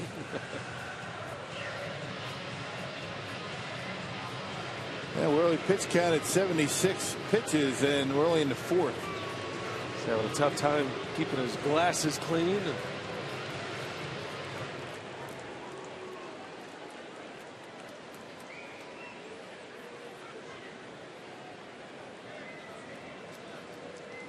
Back to work he goes. 1-0 to Lucroy. And Jonathan sends one deep into left field. That is way back. Goodbye. A long home run by Lucroy. 5-3. Brewers have the lead. Lucroy hits his 3rd. What a comeback for the Brewers tonight. That is 5 unanswered runs. First homer since July 7th for Lucroy. That was here against Atlanta. There have been 2 more 2-out runs for the Brew Crew. Every one of their runs tonight have come with 2 outs. A slider that stayed in the middle part of the plate, and as soon as he hit it, he knew it was out. High and long out of here. Home run number 3 in our Powerball home run count for Jonathan Lucroy. And 2 more 2-out runs for the Brew Crew. Lucroy as a first baseman tonight, connecting for a booming home run to left. And another trip to the mound by Ray Searage. Remember, Worley is in a spot start role here tonight. Francisco Liriano was a late scratch, literally minutes before first pitch, with a neck strain. Worley had to hustle down to the bullpen and get ready. And it's been pretty much of a struggle for him all night. Well, his offense gave him 3 runs in the first. The Brewers have scored the last 5.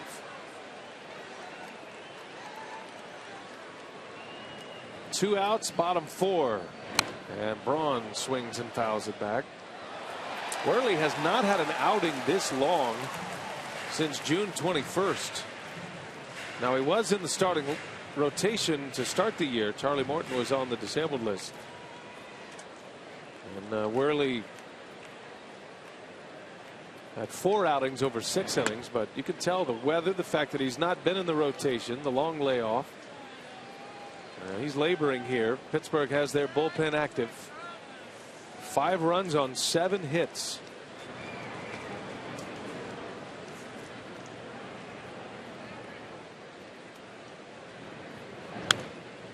That was Diolis Guerra loosening in the bullpen.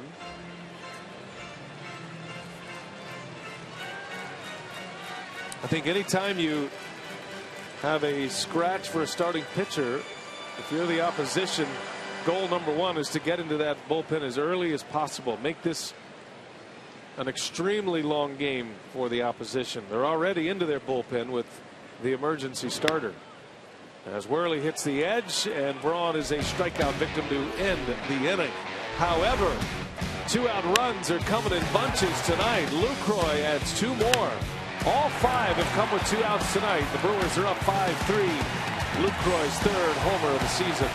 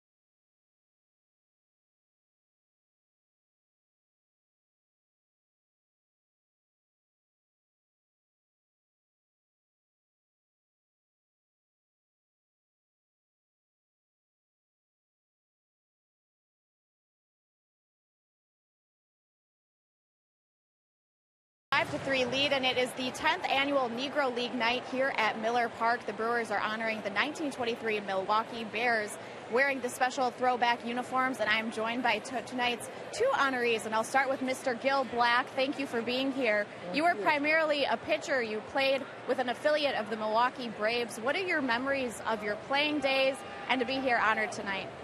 I love playing with the Indianapolis Clowns, more so than I did with the Braves and the Pirates. I was with them previously. The Clowns I enjoyed playing with because I played every day. It's all about playing every day. What does it mean to you to be here honored tonight? This is a big thrill for me. I wish I could be out on the field. Always a player. No, that never changes, right, Mr. Black? And Mr. James Beckham, you're wearing your special Beckham Stapleton Little League, something that you founded here in Milwaukee in 1964. Tell us about your Little League program. Well, we founded that in 1964 because my pastor talked me into doing this. And I said that the kids said they were getting chased off the ball field, and that was true. It taken adults to get a permit for the kids to use the field.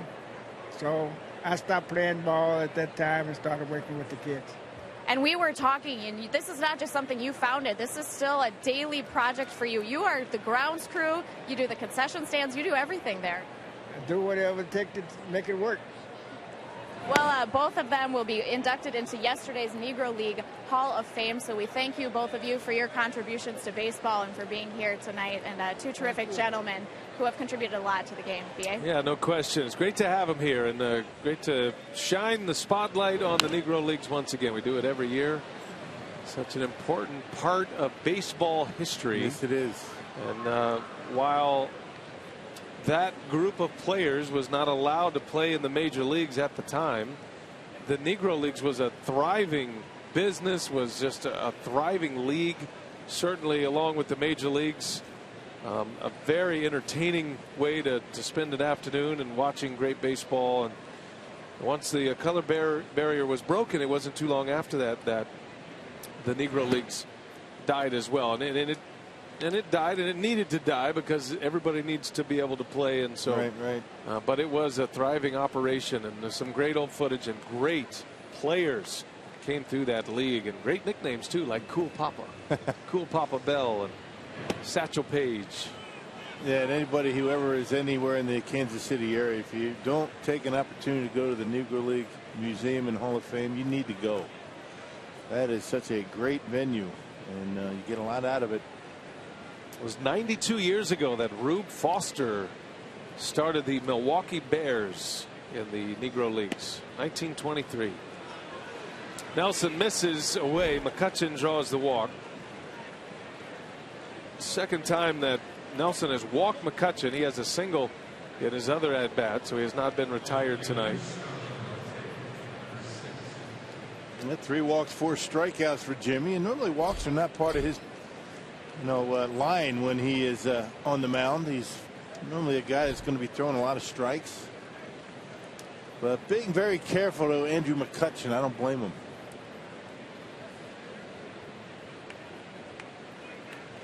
So here's Starling Marte with one away, and that one's on the ground. Ramirez has it, a chance to turn it here.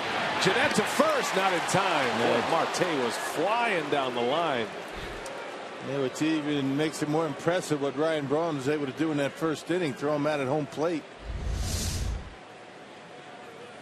It's the kind of baseball, it kind of hit that you're going to be able to turn a double play. It took a little while for Ramirez to get his balance and get the throw to first or second base, and Marte beats it by a step. Brewers turn it about as quick as you can after that initial, I don't want to call it a bobble, but just an initial hesitation by Ramirez. That's all it takes for a guy like Marte to beat it. So 2 outs with a runner at first. Here is Jung Ho Gung now. Brewers lead 5-3. Just took the lead with 2 in the bottom of the 4th.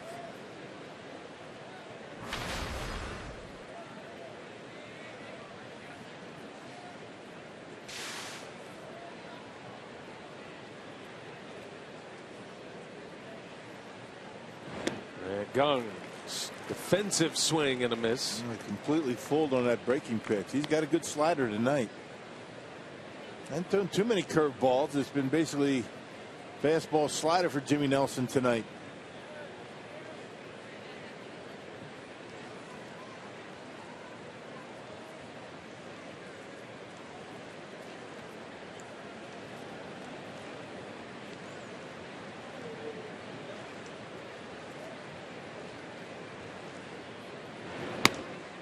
Strike. 0-2 the count. A little slider from Nelson. Jung Ho Gung got the Jerry Narin treatment. Nobody writes out a lineup card like Jerry Narin. There he goes. In Korean, that is the 5th batter. That is Jung Ho Gung. He researches it. It's very cool. That little extra step. I even like the extreme zoom in right there. That's a very, it's good stuff. Very what you'd see in the Korean baseball organization. You know, one of the things that has started to come from Japan, the Japanese major leagues, and then the Korean baseball organization is the bat flip. We're seeing more and more of that. So they are starting to influence Major League Baseball. Nobody bat flips like those in Korea and Japan. No bat flip here. Jimmy Nelson puts it right by him. A strikeout. A runner left at first. Scoreless inning for Nelson.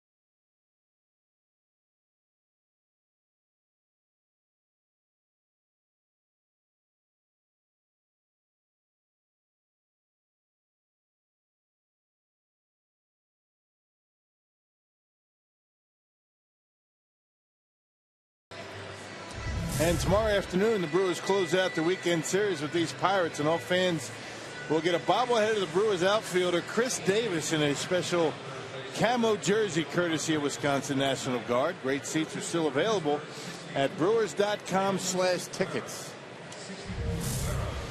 Changes for the Pirates. Sean Rodriguez will come into play third base. Super utility man for the Buccos. And Rock, the new pitcher, just his 6th appearance. Diolis Guerra is on the mound as we start the 5th inning. Has allowed 1 run in 8 innings in his last 3 games, and you can see that earned run average at .90, 9 strikeouts in 10 innings of work, has not walked a batter. He got called up on June 26th from AAA. He was 2-1 with 4 saves in 25 games. Closes the book on Vance Worley tonight. Brewers get him for 5 runs, 4 earned. Brewers have scored in each of the last 3 innings, and all with 2 outs. 2 in the second, 1 in the third. 2-run home run by Luke Croy last inning.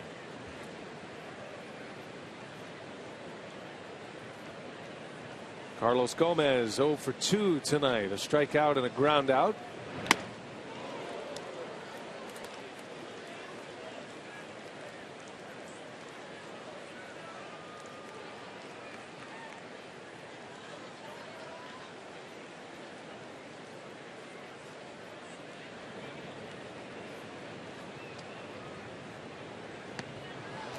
One and 2 the count. Another big swing by Gomez. And the helmet pops off.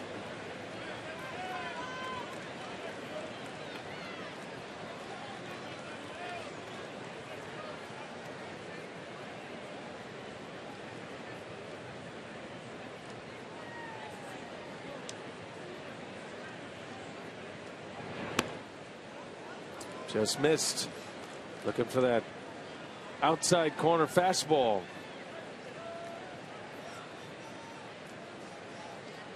Gomez, Ramirez, Jeanette here in the Brewer 5th inning.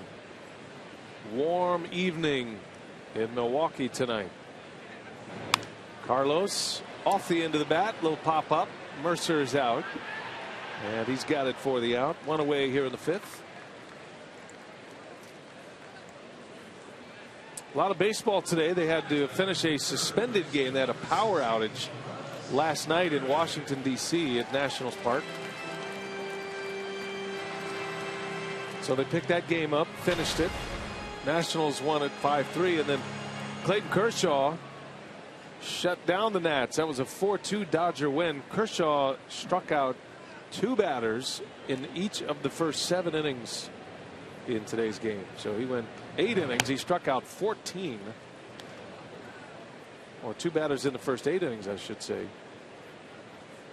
No, 2 in the first 7. I'm sorry. And then he didn't have a strikeout in his last inning. You said there'd be no math. 8 shutout innings for Kershaw after his all-star appearance. He's starting to round into form as well. Yeah. Not that he was having a lot of problems to start with, but I mean, I guess where he set the bar for himself, he's just started out a little bit un-Kershaw-like. Doesn't have the wins to show for it, but he's still throwing the baseball well. Ramirez into left field. He's watching this one. Way back there. Marte looks up. Goodbye. Aramis Ramirez with a home run. His 11th of the season. And it's 6-3 Milwaukee. They able to get on top of that high fastball, did Rami, and knocked it out of here. And the Brewers now have scored in each of the last 4 innings. And they put up 6 unanswered runs. Guerra, low 90s fastball. And Ramirez able to knock that one out of the ballpark. I'm sure that might have been a changeup. There with a fastball, changeup, and curveball. And now Jeanette with 1 away. Takes a strike. Let's check it out. That might have been a changeup. He left that one up and middle in, and Ramirez is able to knock it out of here. First home run for Ramos Ramirez since July 3rd. He homered in Cincinnati. As Jeanette off the end of the bat, and that is going to fall. A base hit.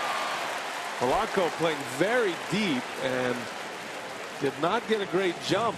So Jeanette is aboard once again on base for the third time tonight. 3 for 3. Second 3-hit game of the season for Scooter. Hey, a reminder, you can join the Bucks for the Own the Future open house on Friday, July 24th. You can add your name to the roster of new members of the Bucks organization. Check out the best seats available for next season. Lock in the best prices available and own the future with the Bucks. That's foxsportswisconsin.com/events for details. Hard hit ball by Segura, base hit. Jeanette's thinking about third. Now the throw to second. Scooter is back. Well, you don't run on this outfield. They've all got pretty good throwing arms.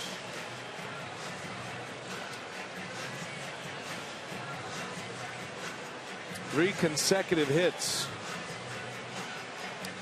And 2 on with 1 in and just 1 out. Segura's first hit of the night. Cervelli with a visit with Diolis Guerra. Big dude, isn't he? 6'5", almost 250 pounds.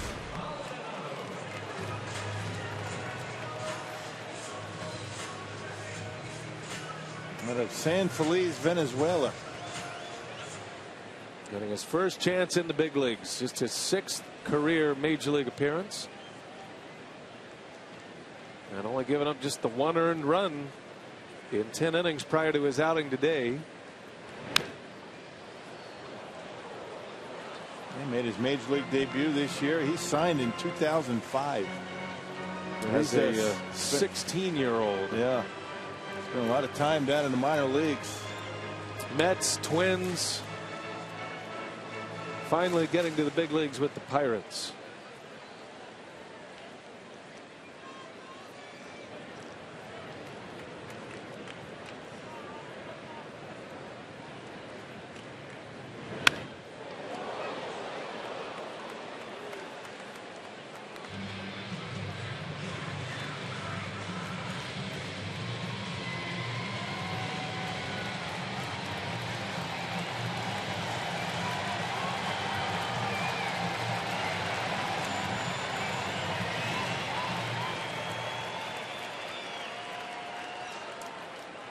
Oh, 0-2 to Maldonado, who is 0 for 2 tonight. Couple of ground outs.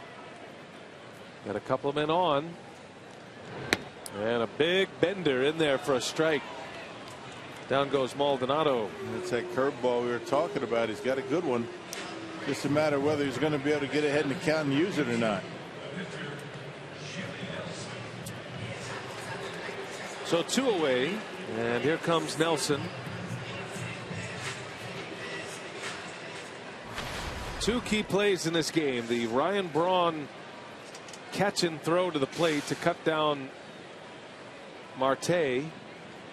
Ended up as a double play in the first. And then the Jimmy Nelson 2 RBI single in the second inning. Nelson had 115 career professional at-bats. 59 in the minor leagues, 56 in the big leagues, before he collected his first RBI. And that ball's hit deep to center field. Jimmy giving it a ride, but McCutchen, a former Gold Glover, is there. He's confident. Inning is over, but the Brewers add 1 more to it. A Ramos Ramirez home run number 11.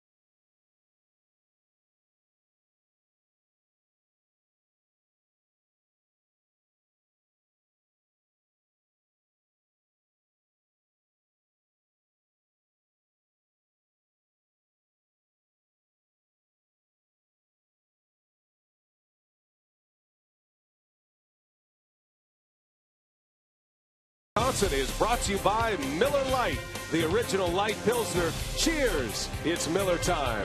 And by the Wisconsin Lottery, reminding you to please play responsibly. Some great old images of Bill Schroeder, the great old analyst here for the Milwaukee Brewers. I got that picture at home. You know that tag out? That was Jackie Gutierrez of the Red Sox. I remember that. Very nice. I don't quite remember that particular moment, but no, Bill, I do. I didn't expect you would, but you're enshrined in the Wall of Honor. Your trivia question is about you. What numbers did Rock wear with the Brewers? I know 21. That's an easy one. What about the others? 39. And what was your spring training number? Yeah, it was up in the 69 range. So why the number change from 39 to 21? That's just what they gave me. You just showed up in 84 and there was a new number in your locker? Yeah, I made the club and had 21. It's not something you requested. There's not a sentimental value at 21. Yeah, you barely make the club and then you request numbers. Guys are requesting numbers all the time now. How it's changed. Yeah, well, it has, hasn't it? Did you see that picture of you and I? Was that at Dodger Stadium, I think? No. Doing a stand-up? Spring training. Was it spring training? I think so, because we did them on the field, right? There are palm trees in the back. An Arizona palm tree. The point is, there wasn't much gray on my head back in those days. That was only 9 years ago. It's probably my fault. Man. How time flies. Stuck with me now, man. 9 years. We've had a lot of fun, haven't we? I mean, you've been around here for some pretty good Brewers baseball. I have.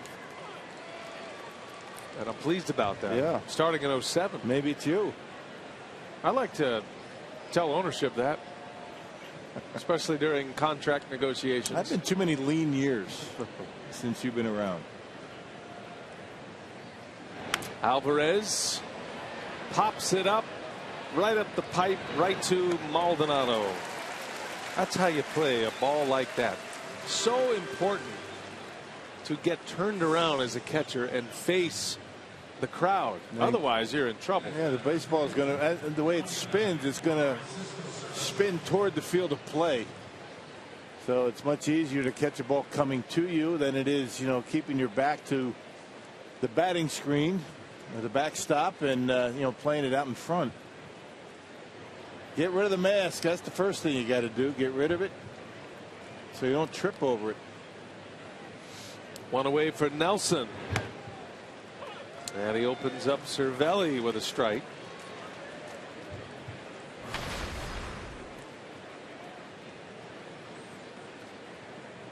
Francisco Cervelli hit a line drive out in the third inning. Hit it hard. And that was with 2 men on base. But he hit it right to Braun. And he flew out to right. That was the ball that Braun was able to catch and then make the throw to the plate. The key moment of this game. It happened in the first inning. The first 2 outs of the game on that one batted ball from Cervelli. The Brewers have scored 6 unanswered runs since and lead at 6-3. Nelson giving up 3 earned runs in the first, although his defense let him down a little bit. That's a ground ball back through for a base hit. And the first hit for the Pirates since the third inning. Cervelli's first of the night. 1 out base runner. As promised earlier in the game, we have selected the Data Strong fan photo of the game. Tweet your strongest fan photo to hashtag #WisDataStrongFan for a chance to be featured in an upcoming broadcast brought to you by T-Mobile. Tamara Reynolds. Looks like Brandon Kinsler with her. Yeah, that's right. That's a possible selfie with Brandon Kinsler.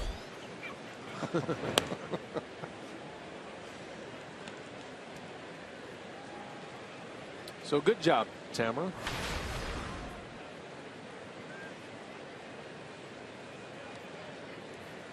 Jordy Mercer with a runner at first.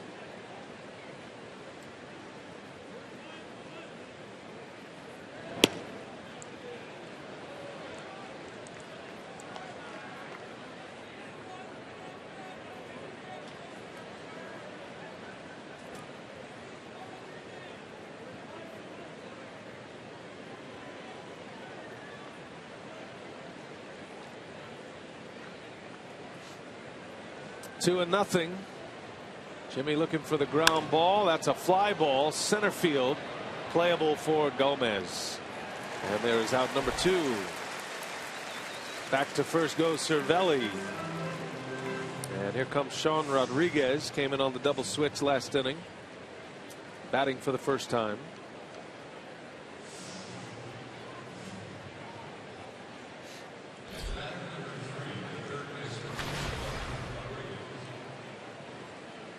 Rodriguez has played all over this year.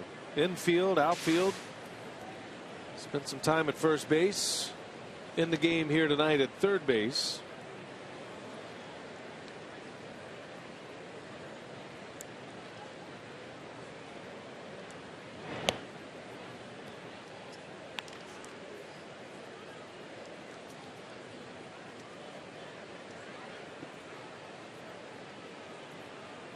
Rodriguez is a very reliable glove no matter where you put him. Matter of fact, he has committed just 3 errors since the beginning of last season, the 2014 season. And his last error defensively, and here's a guy playing multiple positions. His last error was August 26th of 2014. Yeah, and this is game number 77 for him tonight. Might not start every day, but pretty much gets in there on a consistent basis. There's a good pitch from Nelson right on the outside corner.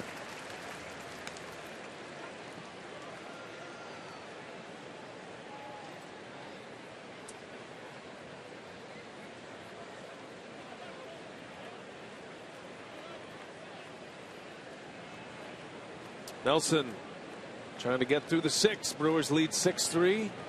2 outs with a runner at first. And he got him. A fastball and a strikeout for Jimmy Nelson as he pumps the glove on the way out. He has turned it around in a big way here tonight. 6 punch outs.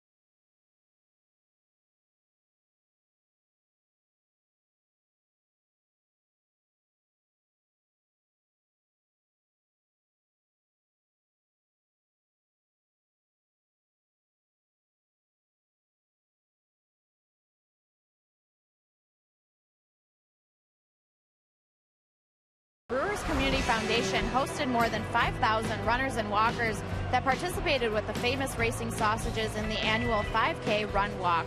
The entry included a commemorative t-shirt, voucher to a home game, photos with the Brewers mascots, and an opportunity to see themselves on the Miller Park scoreboard as they got in their 10,000 steps. So proceeds from this year's event are supporting the Fisher House in Milwaukee, a hospitality house for veterans and military families whose loved ones are receiving treatment at the VA Medical Center. So thank you to all those who participated, and rockin' VA. We should have gotten in our steps, but congratulations to those who did participate. We were there with them in spirit. Sophia, great event, good turnout, and a lot of fun, and raising key awareness as well.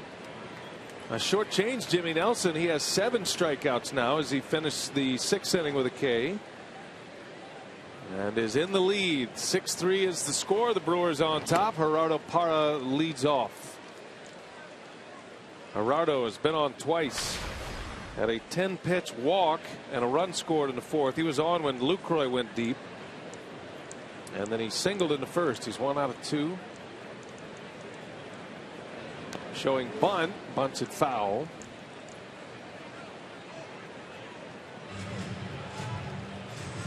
A lot of scouts in the ballpark tonight. Parra certainly one of the guys they are keeping their eyes on. This is the time of the year as you approach the trade deadline. Everybody's trying to evaluate other organizations. We had Doug Melvin on earlier tonight, the Brewers general manager, just talking a little bit about this time of year. He obviously didn't go into any specifics, but he's been busy. He's been taking a lot of phone calls. And speaking of scouts, super scout Jeff Cirillo. Cirillo looking a little bit warm down there. It is rather warm on that field. Got the humidity going. Cirillo is with the Angels nowadays, keeping a close eye on things, and a member of the Brewers Wall of Honor, just like Bill Schroeder. And more importantly, a fantasy camp coach. That is most important of all.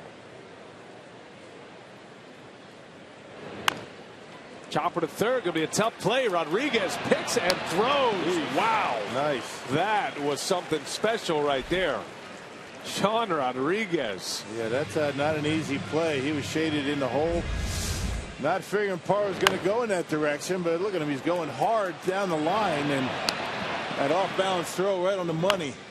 That's a big play over there at third base. Man, the pick was hard enough, but then the off-balance throw. Look at this play by Rodriguez. Yep, and in between hop, keeps the glove wide open, able to hold on to it and make a perfect throw over to Alvarez at first. Well done. He gunned one over to first base as well. It was a shortstop by trade. Has that big arm. It's hard to put that baseball on the money like that when you're running that hard toward the line. You really have to compensate. That ball's going to tail a little bit and put it right on the money. Came in on a double switch last inning, making an impact defensively. In the sixth, here's Lucroy with 1 out. Last time up, Jonathan Lucroy with a man on and 2 outs on Vance Worley, and no doubt that was way back. With a hanger for Lucroy, a slider middle in. Lucroy pointing to his father in the stands here tonight.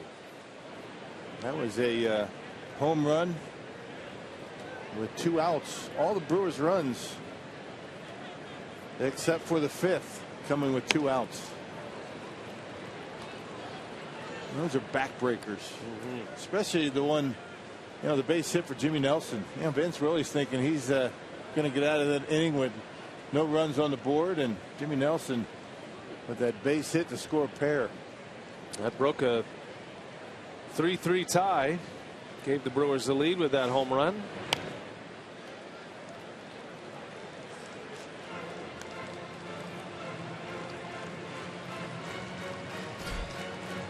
Jonathan's got his dad Steve in attendance here tonight, who now has 2 sons in the Brewers organization. Jonathan's brother David is a pitcher drafted in the 20th round by the Brewers.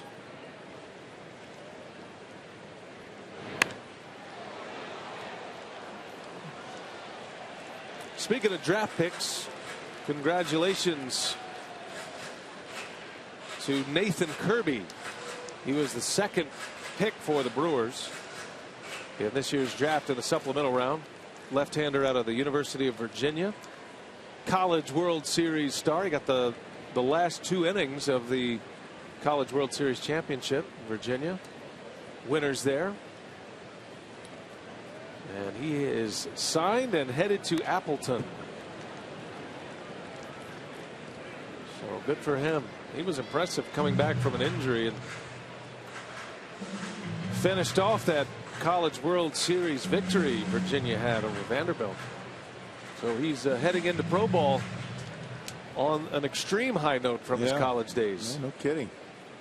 Winning the national championship. So we welcome Nathan Kirby to the organization. And a smart kid. I mean, Virginia's a good school.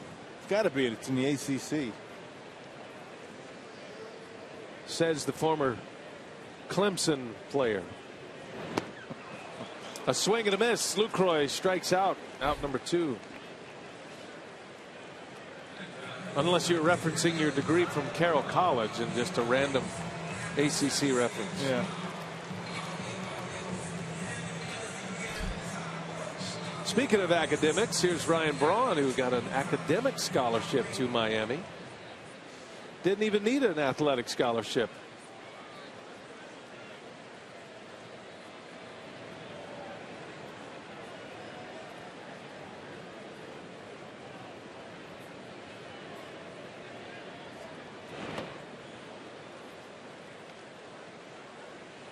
Ryan Braun tops the Powerball home run leaderboard with 16 for the Brewers this year. He's inside the top 10 in the league still. Braun, Rizzo, Votto all tied for 8th in the National League in homers. And Ryan is up there in RBIs as well. He is 6th in the league, tied for 6th. 57 runs batted in. Got to get hot to get to 100, but he's got a shot at it. Paul Goldschmidt is the RBI leader in the National League with 72. He's at 21 home runs as well. Giancarlo Stanton, although injured, still leads the league in homers with 27. And Brewers are going to see the Diamondbacks and Goldschmidt next weekend. That's a 4-gamer in Arizona.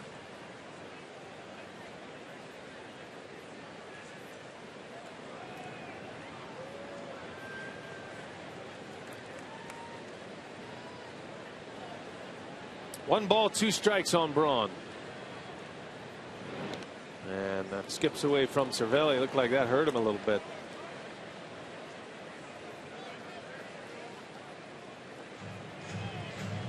Hey, he moves around pretty good behind home plate. I mean, light on his feet, kind of a Jonathan Lucroy style. That one right on the knuckle. Yeah. The bare hand. Yep. You try and keep that bare hand behind the glove, but when you're moving around like that, tough to do it.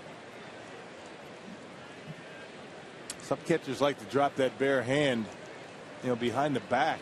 When you do that, you really don't square yourself up all that much. We saw Grandal do that with the Dodgers. Makes it difficult to keep the baseball close when it's in the dirt. So it's 2-2 to Braun now. 2 outs in the inning. Second inning for Guerra. No changeup misses. I saw your dad in the ballpark tonight, Rock. Yeah. Principal Pete is here. I brought him in here, and in typical fashion, he's disappeared. He left the booth before the game, and I haven't seen him since. He just shows up in the 6th inning. I hope he's still here. Have to put the GPS device on him. Yeah. Find my iPhone to find Principal Pete. Yep, Dad came in. Brother Ed was here yesterday, and a bunch of family and friends having a good time. 3-2 pitch, and it is outside, ball 4. So Braun will draw the walk. And he's been on 3 times tonight. It's a 2-out walk. Gives Carlos Gomez a swing here in the 6th. Stopped by the party suite last night. Matt LePay. Well, interesting. Matt was here, and I thought maybe you called him up to help you out. Yeah, but so he was up there with his wife Linda and had a good time. And while I'm doing the game by myself, Matt LePay's up there in the party suite. I see how this works. That feels like an inside job to me. You had help, didn't you?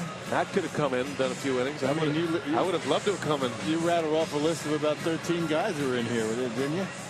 Our thanks to Bob Uecker and Bruce Fremming and Davey Nelson and Jeff Levering for helping to fill in. It takes 4 to fill in for Rock. At least. Nice of you guys to stop up there before the game and say hello to everybody.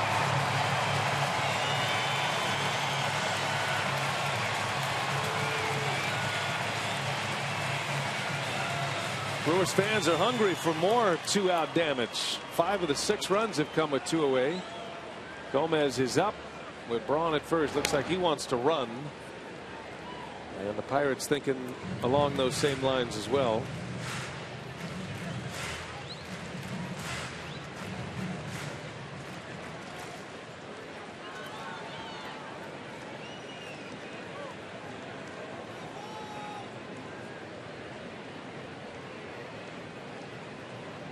There he goes. Gomez lets him run. And a short hop pitch ends up in center field on the throw. And Braun to third with 2 away. Another steal for Ryan Braun. Tough chance for Cervelli. Probably would have been best just not throwing that one. Yeah, that's what happens. I mean, a tough pitch to run on. He got a good jump to Ryan, and big lead, good jump, tough pitch to throw on. Just hold on to it. And Ryan Braun steals another. 15 stolen bases for Ryan. 14 out of 15. He's only been caught once. He's had an impressive year in the stolen base category. Well, now that sets him up because he steals the base to get himself in scoring position. Now he's at third. And a lot of ways to score from third base, even without a hit in a spot like this.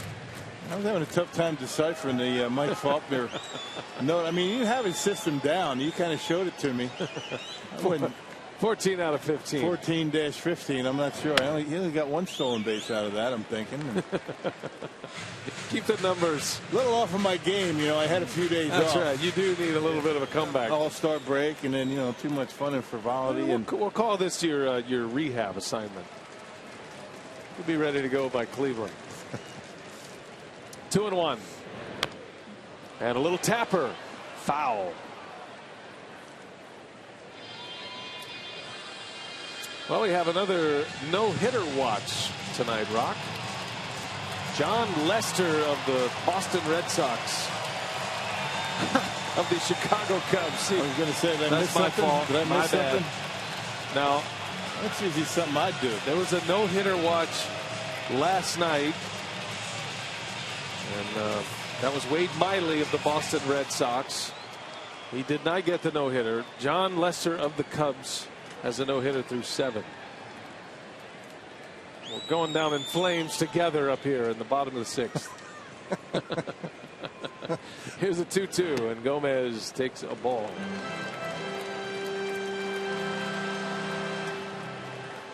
So Lester facing the Atlanta Braves tonight in Atlanta, headed to the 8th. Cubs lead 2-0. 7 no-hit innings. We'll keep an eye on that one for you.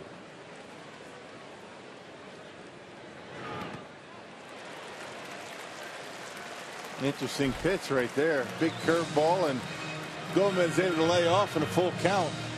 And a good block by Cervelli to keep the run from scoring. And Hurdle looking for a way out of this inning.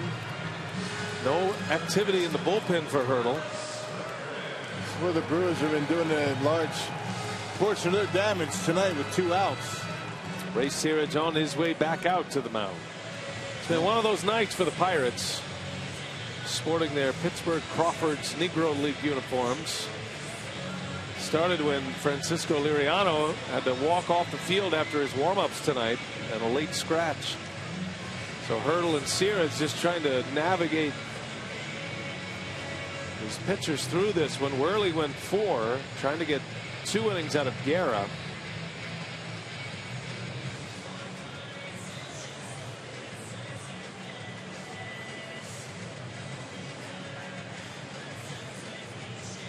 Well, Guerra's got a good lather going himself. Sweat just dripping off his hat.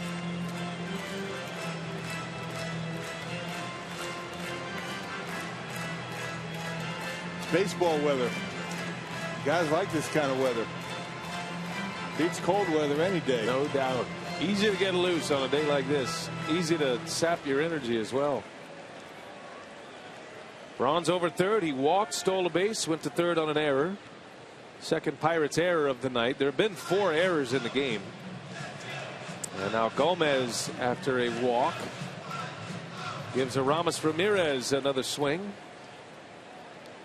He's been on all 3 times, 2 hits, 2 runs scored, hit a home run his last time up.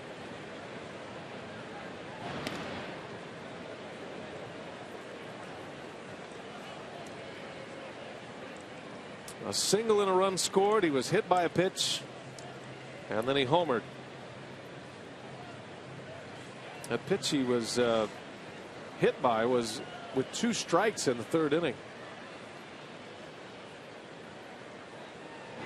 That was a curveball. Didn't do much damage. That was off Vance Worley. Hit the home run off of Guerra.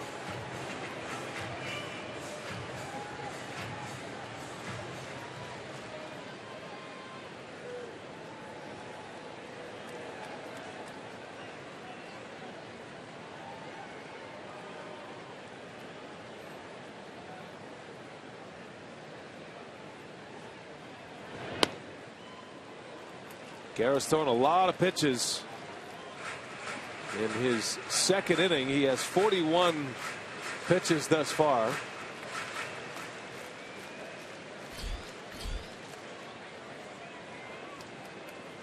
.25 in this inning, and he got the first 2 men out in the inning.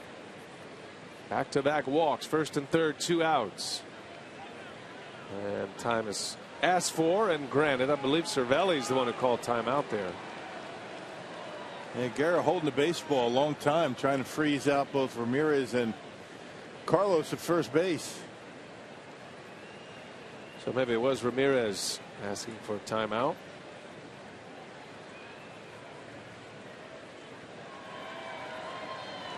See, that's a long pause, and a lot of times the hitter will get a little bit tight.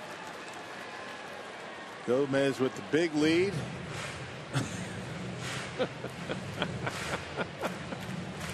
Spring loaded Carlos Gomez. Nobody like him. Good thing.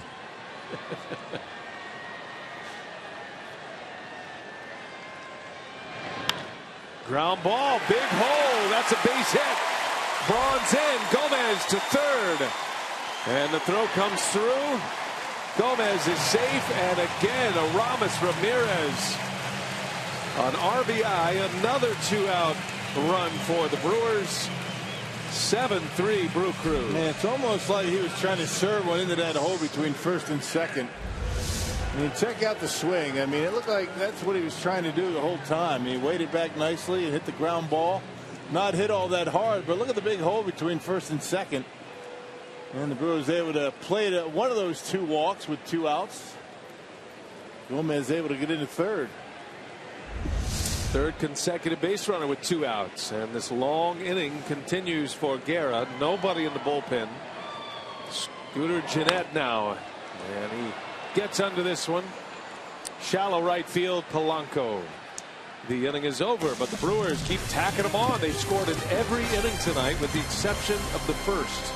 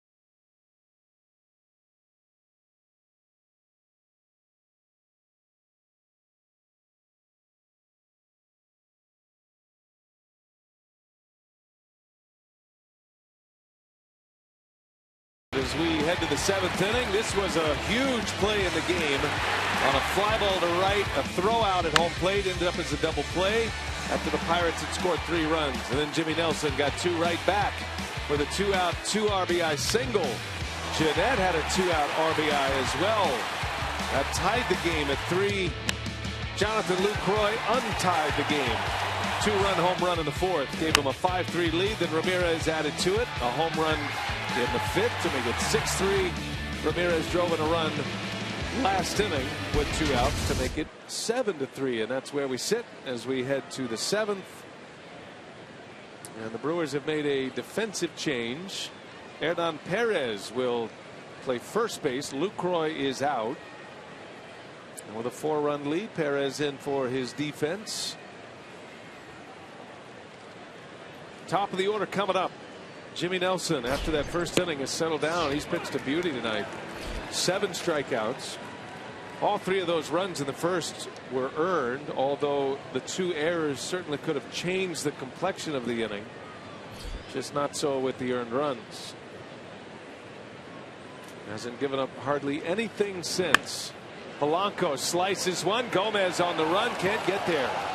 Hit like a bullet. 1 hopper off the fence, and Polanco is on with his 2nd hit. Some kind of extension by Polanco. That ball had some backspin on it and carried. And off the bat, it almost appeared that Gomez might have had a shot at it, but that hit so hard it's slicing away from him. And a couple of hops off the wall and a leadoff double. This is the 4th time through the batting order for the Pirates. Pittsburgh now with 7 hits and 3 runs in. But that is only the 3rd hit since the 1st inning allowed by Jimmy Nelson.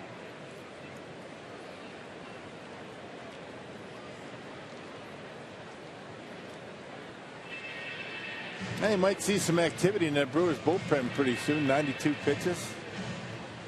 And as we speak, Jeremy Jeffers getting loose.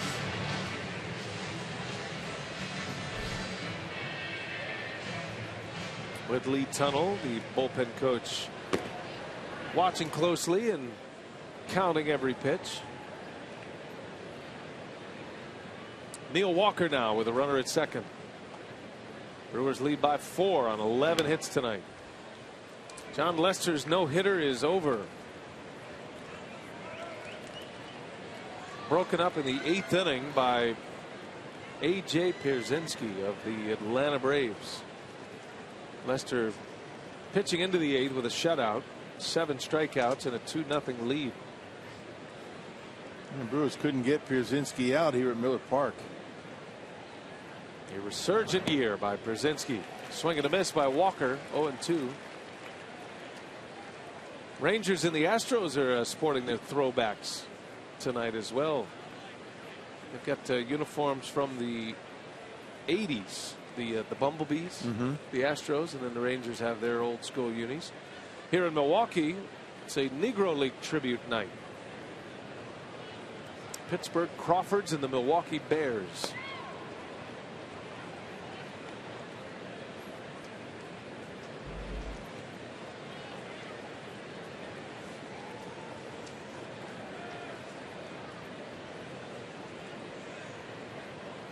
Unlike the Negro League uniforms, these are not wool. Otherwise, there'd be a lot of players out of this game right now. It's a hot enough night as it is.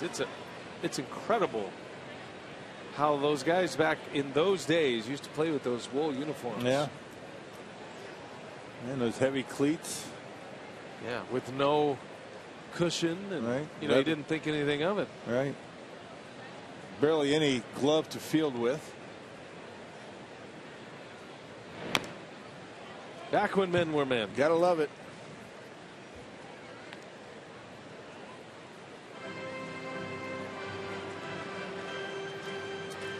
It's a beautiful thing about baseball. As much as the game has advanced, and you see it in the uniforms and the equipment, and statistics are still comparable. They still compare across the generations for the most part. And back in those days, they played all day games. A lot hotter, right? 2-2 now. Got him. Nelson powered him with a fastball. Still throwing hard. One of his best, 95 miles an hour. Strikeout number 8 for Jimmy Nelson. And a lot of sliders. I think one after the other, and then he threw the fastball right by him on the outside corner. Reaching back for a little extra. His top strikeout game came earlier this year against the Cubs. That was here at Miller Park. He struck out 11. He's going to finish with 8 tonight. Out of the game. Pitch well. Standing ovation for Jimmy Nelson on his way out.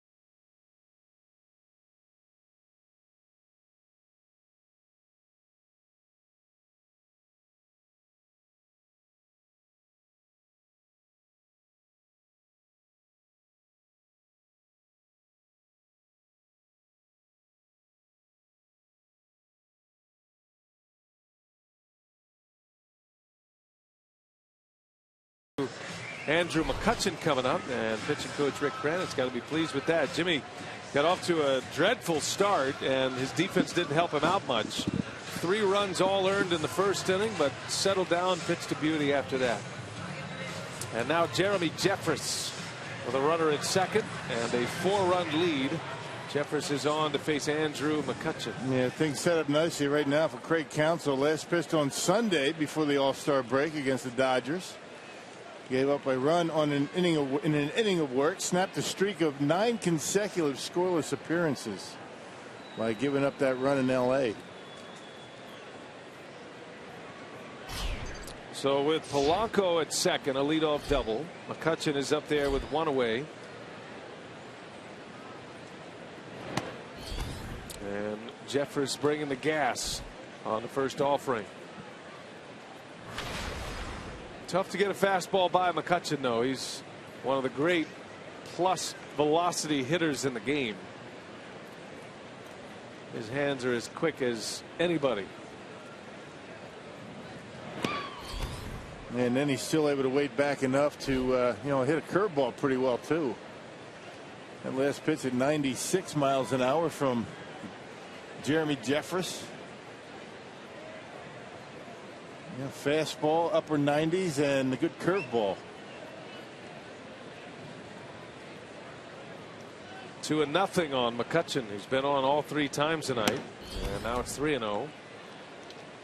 2 walks and a single for McCutchen. Scored a run. He's a tough out. Made the All-Star team this year. Ended up as a starter. Matt Holliday and Giancarlo Stanton injured. Because of the Stanton injury, that put McCutchen into the starting lineup. And then when Matt Holliday was injured and unable to go, Jock Peterson started. McCutchen was the 4th highest vote getter among outfielders. Peterson of the Dodgers was 5th, so that's how they determined that, based on the player vote. Mm-hmm. And since he's come into the league, he's been one of the toughest outs the Brewers have had to face. Even when he makes his outs, he hits the ball pretty hard. Swing and a miss. power against power, and McCutchen comes up empty. Up in the zone. And you get a hitter to chase that at 96. I don't even think McCutchen can square it up. Down in the zone, a little different. In 29 games at Miller Park, McCutchen is a .342 hitter with 11 home runs. 29 games. 3-2, missed low, ball 4. And he's patient at the plate. That's the thing. 3 walks tonight. On base 4 times tonight.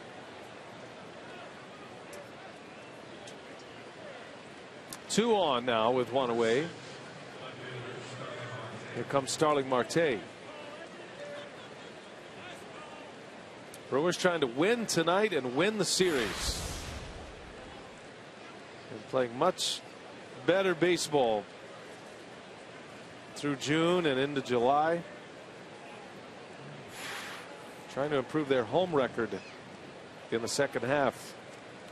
That is the enigma. Brewers have played pretty well on the road, actually. A couple of games under.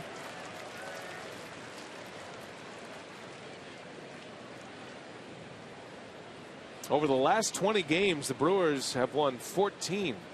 They're 14-6, dating back to June 23rd. That is tied with the Pirates for the best record in the National League during that stretch. Second best record in all of baseball. Angels have the best record over that stretch of games. Yeah, that 7-0 road trip helped the Brewers in that record. With Philly and Cincinnati. And won 8 consecutive during that stretch.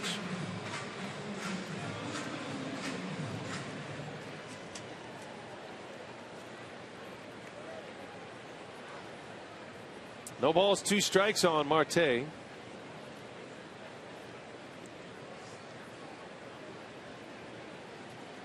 Tying run is on deck. And a shot to left. This is trouble. That's going to go to the wall. Polanco scores. McCutchen, he'll stop at third. And it's an RBI double for Starling Marte. That run will belong to Nelson. And Jeffers having his trouble. He and Maldonado having a quick chat on the way out. It is now 7-4, and the tying run is coming up for Pittsburgh. And it's almost as if Marte knew this curveball was coming. I mean, that wasn't a bad pitch. It was down. He went down and got it and ripped it down the line. And the one problem with the curveball there was it was in. If it's away, it's a little different scenario, but it was down in the zone. Went down and got it. RBI double, second and third, 1 away. Pirates send up a pinch hitter, former Brewer Travis Ishikawa. Will hit in the pitcher spot, which is now the 5th spot in the batting order. A World Series hero for the Giants last season. Unlikely star in the World Series. And he slaps that one foul. It's always somebody that steps up for somebody that wins the series, right? Guy you don't expect. 3-run walk-off home run in the World Series. He'll always have that as his moment. Yeah. Always.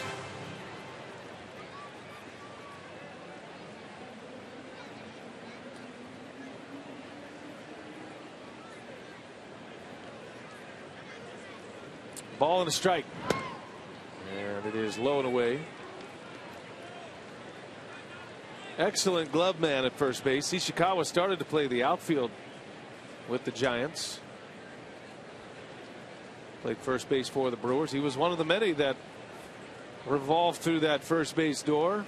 Post Prince fielder. And a ground ball gloved by Segura. Throw to first in time. Nice. Heck of a play. A run does score, but the second out on a gem by Gene Segura. Yeah, that's the thing about Segura.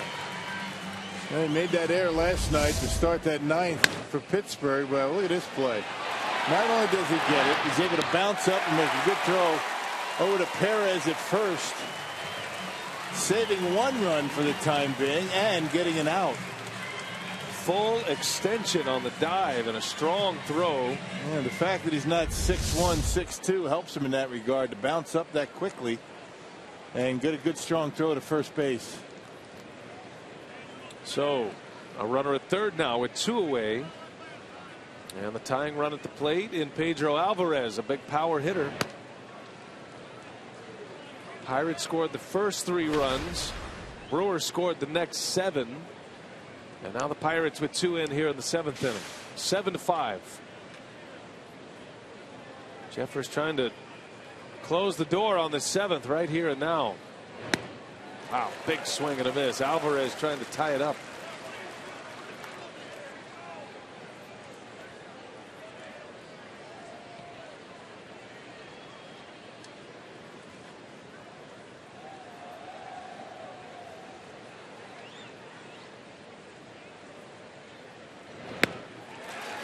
Breaking ball from Jeffers. Had him out in front, and now it's 1-2.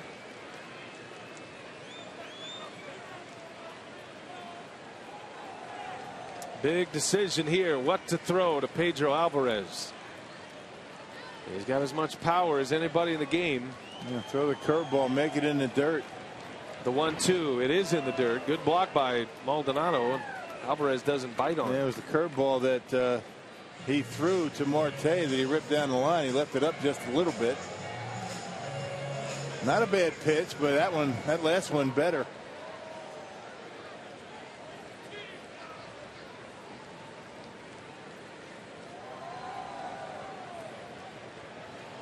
We'll try another one. 2-2. Missed high, a little bit outside. Now the count's full. And after 3 straight curveballs, does Jeffers dare throw another one here?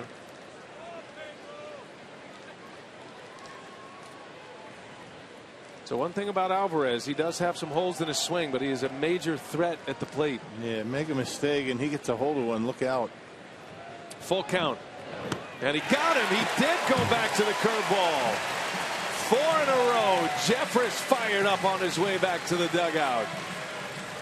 Nelson's night is complete. In line for a win. Jeffers strikes out Alvarez with a runner at third, and the Brewers lead it 7-5. Stretch time.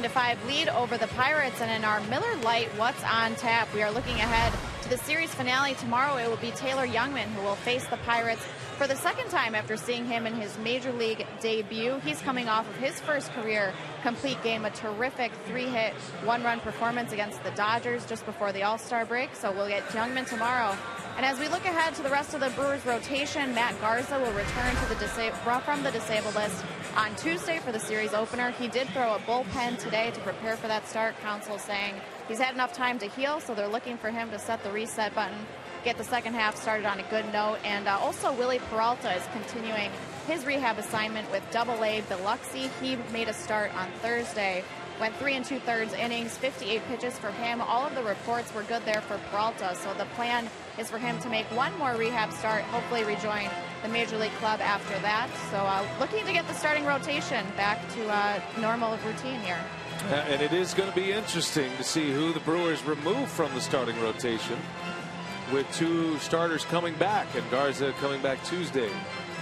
Ishikawa will stay in the game to play first base after that great play by Segura to rob him of a hit. New pitcher rock is the left-hander Antonio Bastardo, former Philly. Yeah, he's been putting together a pretty good season, pretty good as of late. One of 2 left-handers then in that Pirates pen.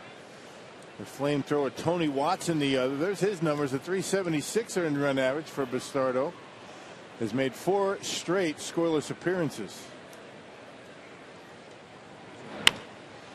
Big chopper to short. Long throw. Mercer, and out at first. Close play. Bang, bang. Mercer makes a strong throw across the diamond. It took a little while for him to wind up and let it go, and the Brewers are going to maybe take a look at it. That was a good scoop by Ishikawa. It looked like he got him. I'm not sure if Alvarez makes that pick, and Counsell is satisfied that the call was correct.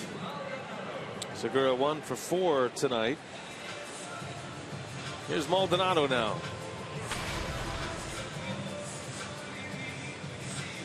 It's been a series of huge moments in this game, and Segura had one of them last inning. Think about where that inning was going. If Segura doesn't make that diving stop and that throw to first to get Ishikawa, who knows what happens. Pirates threatening, 2 runs scored. If he doesn't make that play, it's going to be still 1 out and a run in, and first and third, and you never know. Maldonado drops a bunt down. Barehanded Rodriguez, throw to first. Wow. In time. Man, has he made a couple of beautiful plays. Well, he's got that throw down pat.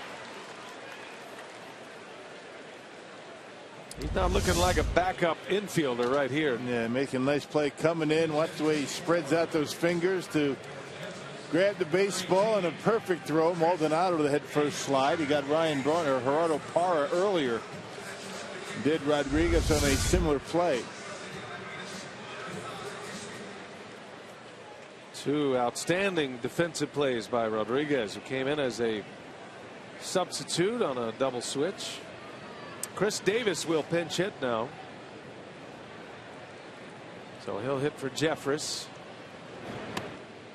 Davis, as a pinch hitter, has just 1 hit. It was a home run. He's 1 for 5. He's had a pretty good run against the Pirates.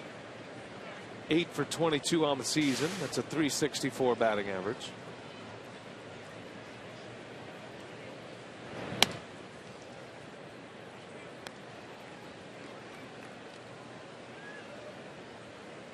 Might be tough for him to find playing time.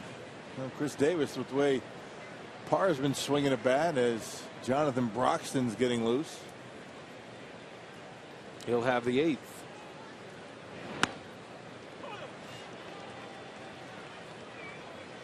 Davis was originally in the starting lineup tonight, and he'll probably be in there tomorrow with the left-hander Jeff Locke on the mound.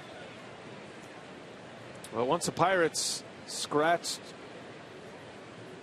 their starter tonight, the left-hander Liriano, that sent Craig Counsell back to the drawing board for his lineup, and reinserted Parra and Jeanette into the lineup.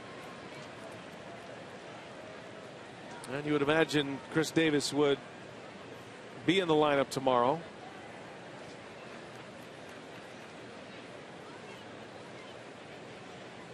Two-two pitch. Davis, center field, way back there.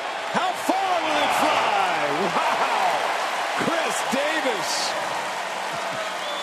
takes it into the deep reaches of Miller Park. his second pinch hit home run of the season. And the Brewers get one back. It is now 8-5 Milwaukee. Tremendous bat speed for Chris Davis. The starter gave him a fastball down in the zone, and just watch. There it goes, middle in, and Davis hammers it out there in the center field. Our Badger Mutual Insurance run of the game. Chris Davis going yard here at Miller Park. His 7th home run of the season. That had that sound to it, didn't it? He knew it was gone when he hit it. 2 out, 2 strike home run.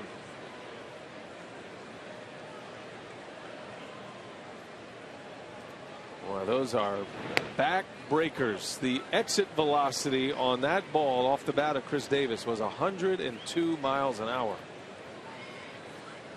That is getting it done. That's a good day's work. Yeah, 1 at bat, home run, no problem. How about his pinch hitting stats this year? He's 2 for 6 with 2 homers. Yeah, there you go. All smiles. At 9th spot in the batting order for the Brewers have produced 3 runs tonight. Jimmy Nelson drove in 2 with a single, and Davis goes deep. Just about as calm and collected as a hitter can be up there in the batter's box. Boy, when he decides to swing, he lets it fly, but he's under control when he does it.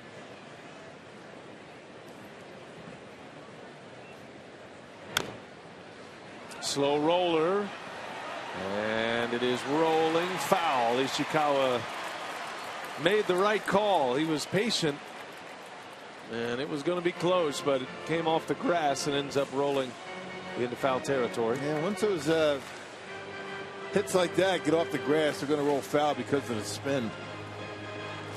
Very rarely do you see a ball roll straight down the line on the dirt. Once it leaves the grass, forget it.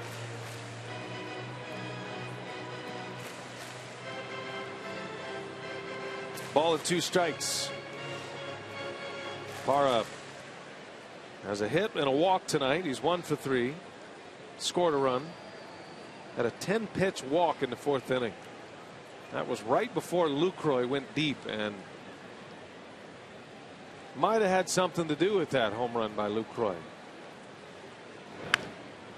Jam shot, little pop up to third, and that will retire the side.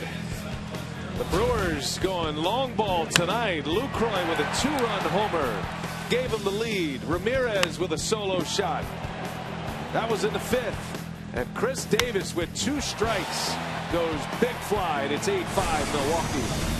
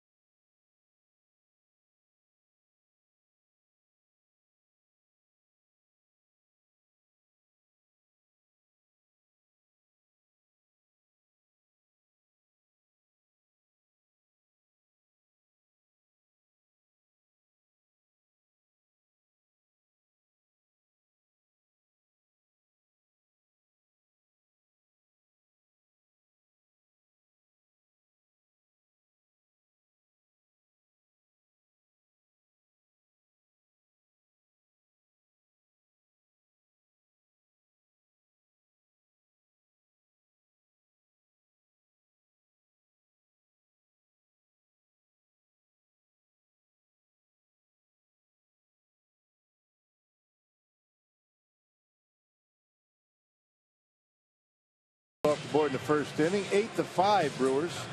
Hey, Friday, August 7th is Koozie night at Miller Park with this special ticket package. You'll see the Brewers take on the Cardinals and get a one-of-a-kind Bernie Chalet can koozie. Offer just $13. For tickets, go to brewers.com/special events. That'll be a good one. Cardinals Brewers. And the Bernie Chalet koozie, just an added bonus. To the 8th we go. It is 8-5. And here is Jonathan Broxton on to try to hold it down. 3-run lead at this point would set up a save opportunity for Francisco Rodriguez. Broxton pitches with activity in the Brewers bullpen behind him. Francisco Cervelli leads off. We got Will Smith in the bullpen. And guessing if this gets to the top of the order. Ground ball to short. Nice and easy for Segura. 1 pitch, 1 out for Broxton. Yeah, Broxton pitched before the All-Star break on Sunday against the Dodgers, 2/3 scoreless. He's a strikeout in that outing. 34 punch-outs in 32 2/3 innings for Broxton. Been a rough year for him. Needs to come up with a 0 here tonight. That'll bring up Jordy Mercer. The Pirates shortstop is 0 for 3 tonight. And has stranded 3 runners on base in this game.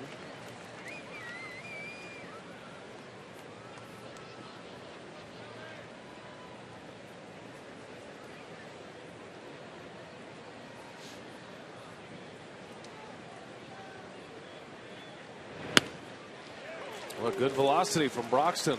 95 right on the black on the outside corner. You got these right-handers at the bottom of the order. Rodriguez on deck, and then you've got some trouble at the top of the order. Polanco, a lefty. That's probably why you see Will Smith getting loose. Neil Walker is a switch hitter. I'd certainly rather him bat from the right side than the left side. So might be 3 batters for Broxton regardless. If he retires them all, then he'll get a complete inning. Otherwise, you'll probably see Smith finish this inning. But a big home run by Chris Davis extends the lead back to 3. So it gives Counsell a little more wiggle room. Look out. Line shot off the Brewers dugout. Pretty good velocity that time for Broxton. 97. Feeling fresh. A rested arm and 5 days off. Here's another guy that a lot of scouts are keeping an eye on. A guy who has been in the closer's role, has been an all-star as a closer. If you're looking for late inning relief help, he'll be a free agent at season's end. Got him. Struck him out. A slider from Broxton at 89 miles an hour. 2 up, 2 down. Well, Fox Sports Wisconsin wants you to dive into fun at Noah's Ark Water Park. Visit foxsportswisconsin.com. Get half off admission with the purchase of a full price admission. Visit foxsportswisconsin.com. Take a ride. 2 outs. Here is Rodriguez. Strikeout victim his first time up.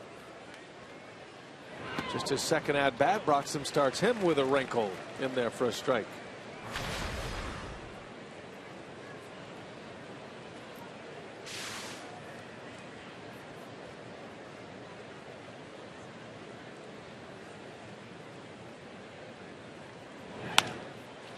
To the right side, right to Perez. Old school Broxton right there, looking like an all-star again. Wow, that was impressive. 3 up, 3 down.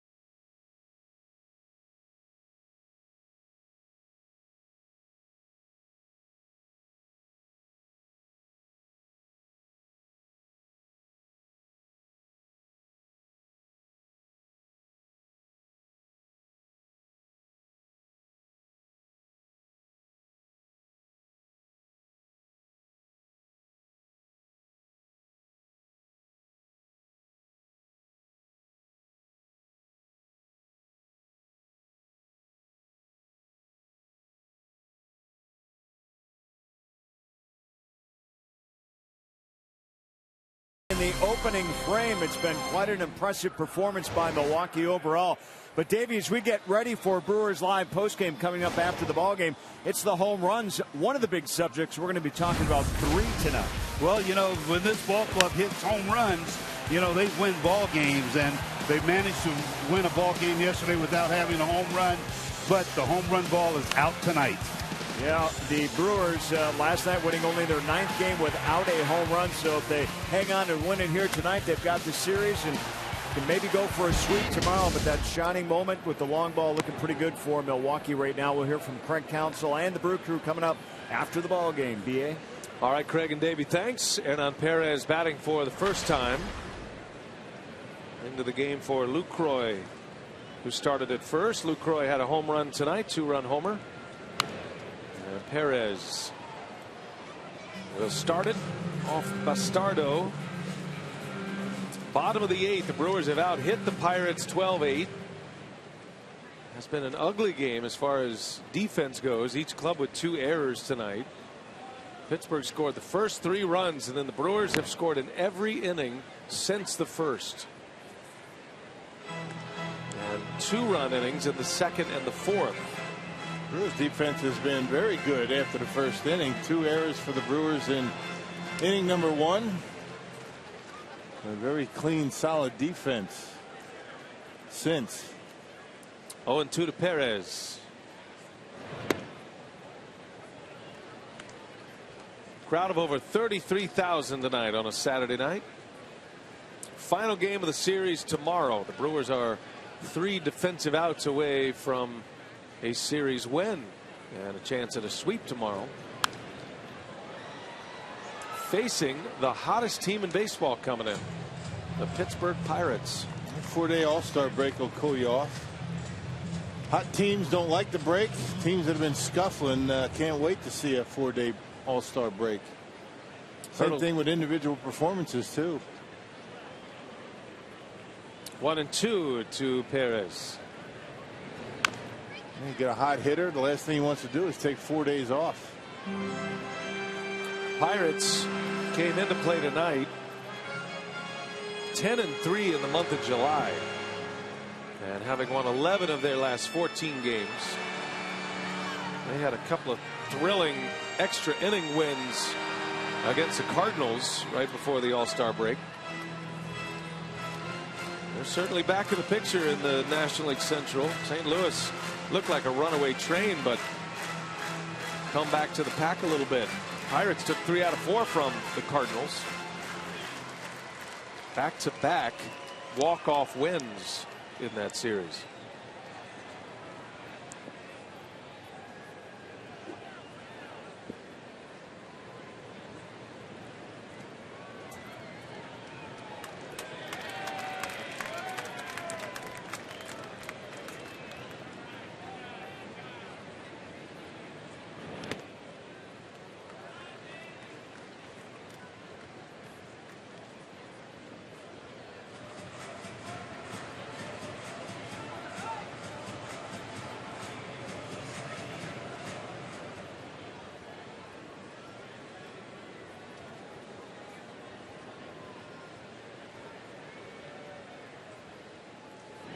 Perez, a line drive, base hit into left center. That's going to go to the wall.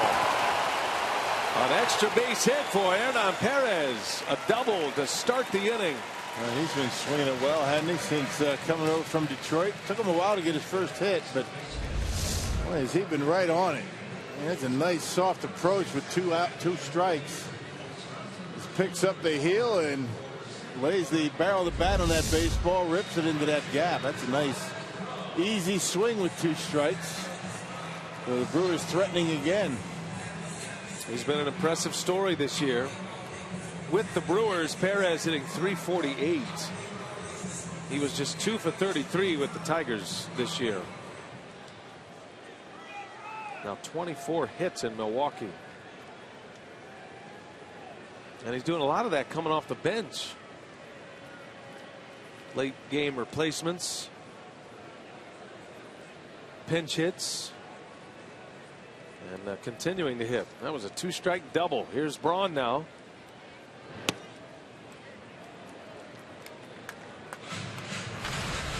Ryan has scored 2 runs tonight. Had a walk, a stolen base, and a run scored in the 6th. Reached on an error and scored in the 3rd, and then he had an infield hit in the 1st inning. So 1 for 3. And the play of the game in right field in the very 1st inning. Completely changed the flow of the inning, perhaps the complexion of the game. Who knows what happens if he doesn't make that play. The Pirates had scored 3 runs and a lot of miscues defensively, a couple of errors, a wild pitch. Another ran in, only 1 out. Had 3 runs in and the bases loaded and nobody out. Cervelli hit a fly ball to Braun. He threw out Marte at the plate for a double play. Huge moment in the game. That's why you got to get here early. You got to get here for the 1st inning. Don't be like a Dodger fan and show up late. You miss maybe the biggest play of the game. And then in the 2nd inning, Jimmy Nelson's single. Huge. So early in the game, complexion of the game completely changed.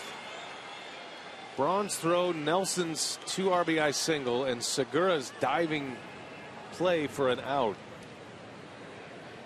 are the big ones tonight.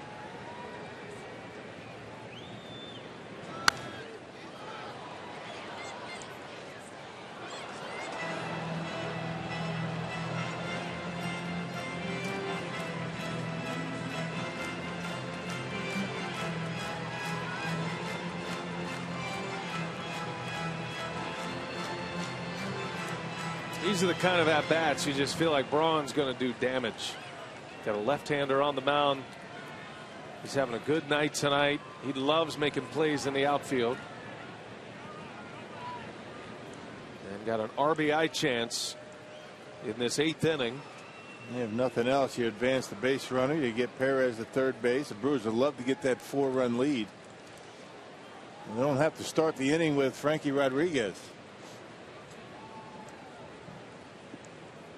2-2 to Braun in the dirt.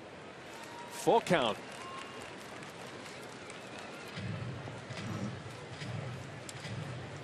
Gomez to follow.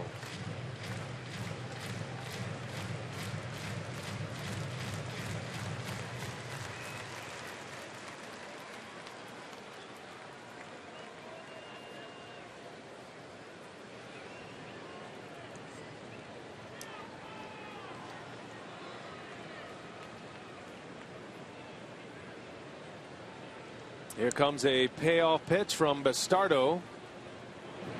And it's a low, ball 4. So Bastardo very careful with Braun with the base open. But now 2 on to start the inning. And here comes Gomez.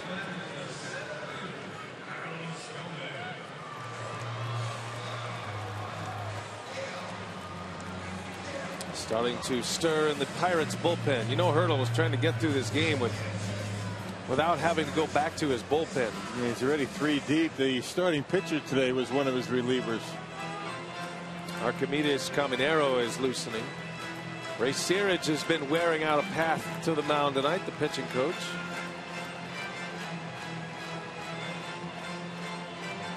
Ray's walking a little better these days. He was really hobbling last time the Brewers and Pirates played. Had an Achilles issue.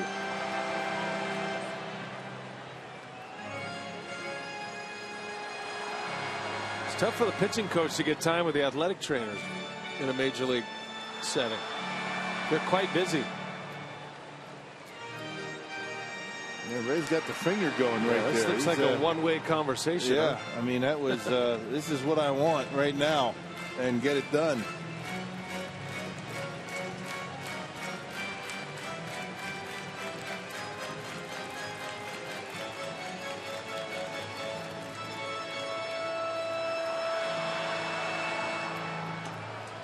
Gomez, a chance to put this game away for good.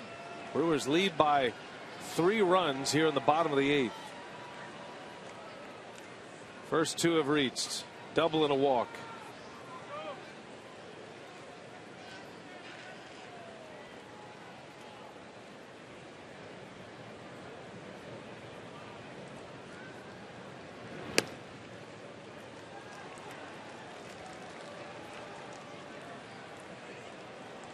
Carlos is hitless tonight, although he did draw a walk. 0 for 3. Left stranded last inning, or back in the 6th inning.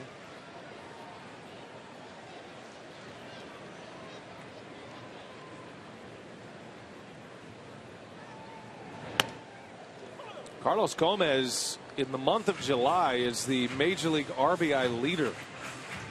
He has 15. He had a couple of 5 RBI games in there. That'll help. 4 in his career, 2 of them coming in the month.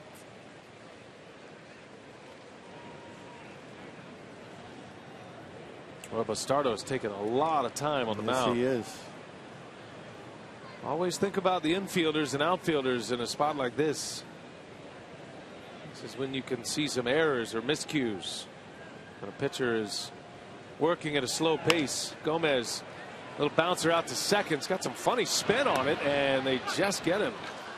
Well, Milwaukee really played that one back. I mean, another half step. Gomez beats that, but that's as good as a bunt. Now it's 2nd and 3rd with 1 out. Maybe don't get ahead, advanced base runners. That's what Gomez just did. And it's going to bring up a hot hitter with 2 on in scoring position. Going to walk him. Yeah, that base open hurdle will not take any chances with the former Pirate. Ramirez, who's driven in 2 tonight, a home run and an RBI single, has not been retired tonight. 3 for 3. He's going to go 3 for 3 with a hit by pitch and now an intentional walk.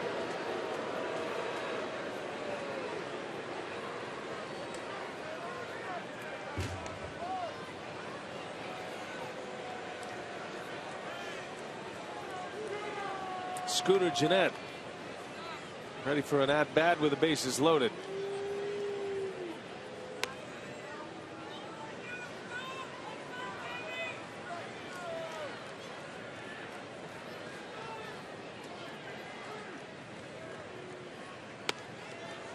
So the stage is set here. Gennett, with the bases loaded, will face a left-handed pitcher. 1 out in the inning. Scooter, who has 3 hits tonight, just 2 for 20 against lefties this season. Am I going to get a chance to do some damage? Brewers lead 8-5 and knocking at the door for more. I haven't seen a whole lot of squeezes this year. This might be a spot for one. Get that extra insurance run. Got to force at every base. Gennett swings, little flare, foul territory. Rodriguez makes a catch. And Braun thought there was 2 outs, and this is going to be a double play to end the inning. Yikes. And foul territory. Oh, my goodness. Braun lost track of the outs. Well, we're going to the 9th inning. Brewers lead by 3.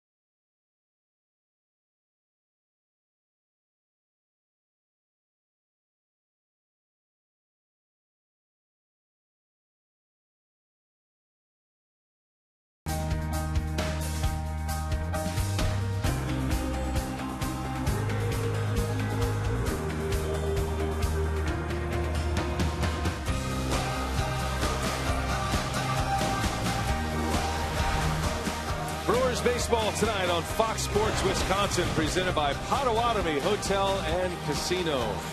Book your stay now. 8-5, ugly way to end the bottom of the 8th. Brewers come up empty for just the second time tonight in an inning. But it does set up a save situation for Francisco Rodriguez, who is a perfect 20 for 20 this season. And has saved 25 straight going back to last season. 8th on the all-time list. Passing Jeff Reardon last night. Next up, Joe Nathan. And last night picked up a save against the Pirates for number 20. Nathan is still active, but on the disabled list with the Tigers. Top of the order for Pittsburgh. Gregory Polanco will lead off, then Walker, then McCutchen. Brewers lead by 3. Had a chance to put the game away in the bottom of the 8th. Let's hope that doesn't come back to get him. Braun with a base running blunder. Not sure why you'd be running on a foul ball. He thought there were 2 outs, obviously. And I mean, clearly foul, too. I mean, not even close to being in fair territory.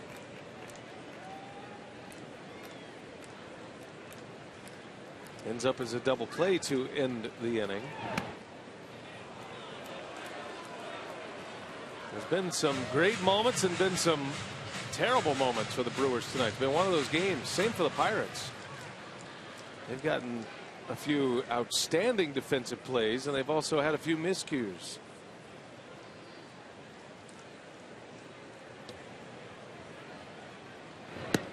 There's a strike.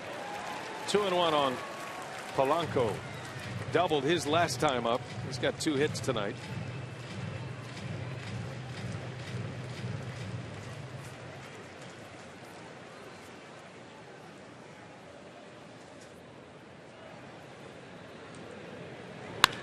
And a hard hit ball right to Jeanette. 1 gone here in the 9th.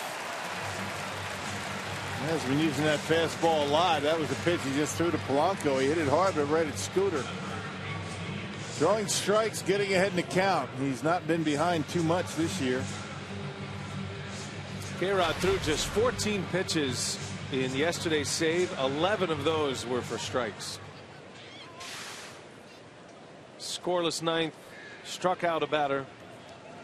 He's lowered his ERA to 1.36. He's looking for save 21 here tonight. Neil Walker at the plate.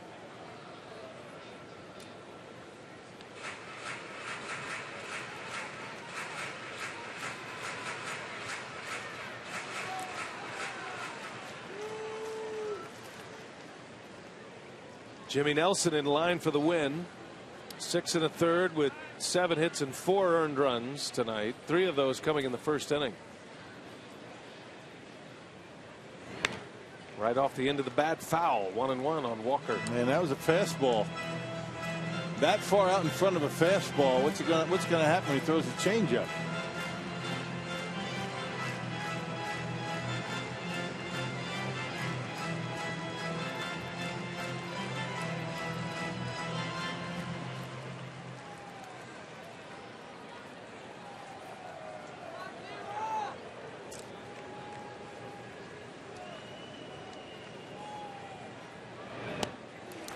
One and 2 on Walker. That's what'll happen. That's exactly what'll happen. Yeah, way out in front of that, right? Way out in front on 89, way out in front on 82.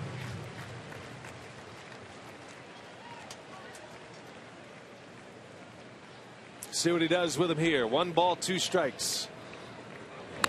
And he pulls it foul. He went back to it. Line drive in the seats.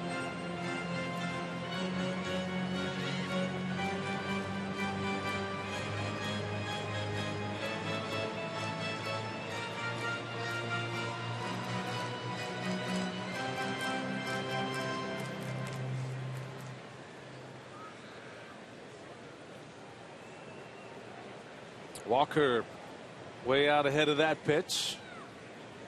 Maldonado flips the signs. See what K-Rod has in mind here. 1 gone in the 9th. And he misses. Went with a curveball that time on Neil Walker. K-Rod gives you so much movement and activity. I would imagine as a hitter, it's so hard to actually zero in on the baseball coming out of his hand. Right, yeah. Release point is tough to pick up because he's all arms and legs coming at you. Throws that glove in the air, kind of flails away. Changeup, misses. That's all part of the deception, the sell job. Right. And all three of his pitches, fastball, curveball, changeup, they all come out of the same spot. And you can imagine how effective or how tough he would be to hit when he was throwing 97, 98 miles an hour.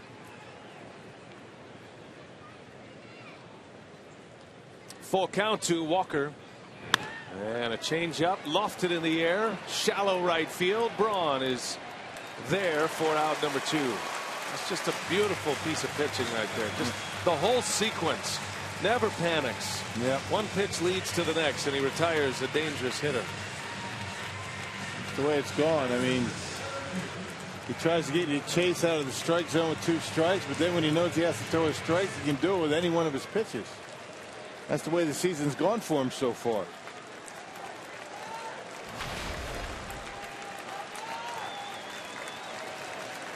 They're on their feet. A couple of all-stars matching up. Rodriguez and McCutchen.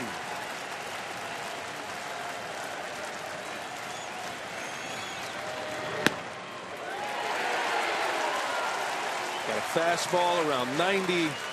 The changeup is in the low 80s. The curveball is in the mid 70s. So hard to dial in a velocity. And everything's moving.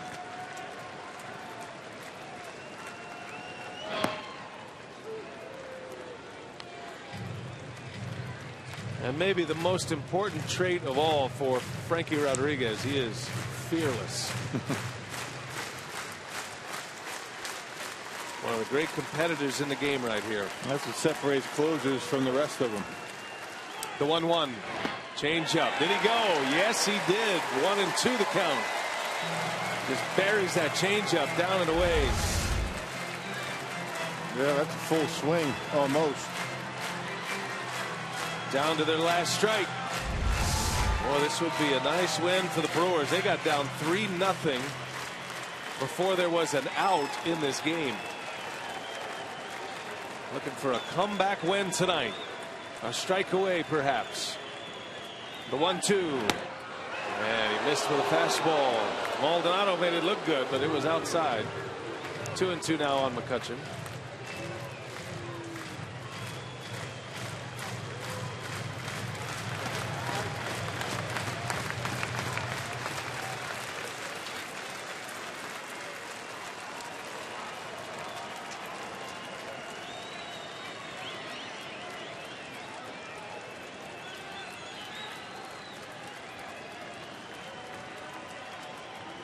Two pitch in the air, center field, playable. Braun wants it, and the Brewers win again. 8-5 the final. Francisco Rodriguez nails it down, number 21 in a row. Jimmy Nelson, the winner tonight. 7-9 is the record. He is 4-1 in his last 5 starts. K-Rod saved it for him. And 26 straight saves going back to last year. The Brewers used the long ball tonight. 3 home runs. Lucroy, Ramirez, and Chris Davis. And the Brewers a winner tonight. They win the series. They'll be looking for the sweep tomorrow. That sets us up for Brewers Live. Let's check in with Craig Cashon. He's standing by in right field. Take it away, Craig. Well, lots to talk about tonight. What an impressive performance by Milwaukee after falling behind. Craig Counsell's team uses the long ball, gets good pitching, pretty good defense as it turned out as well. We'll talk about it all next.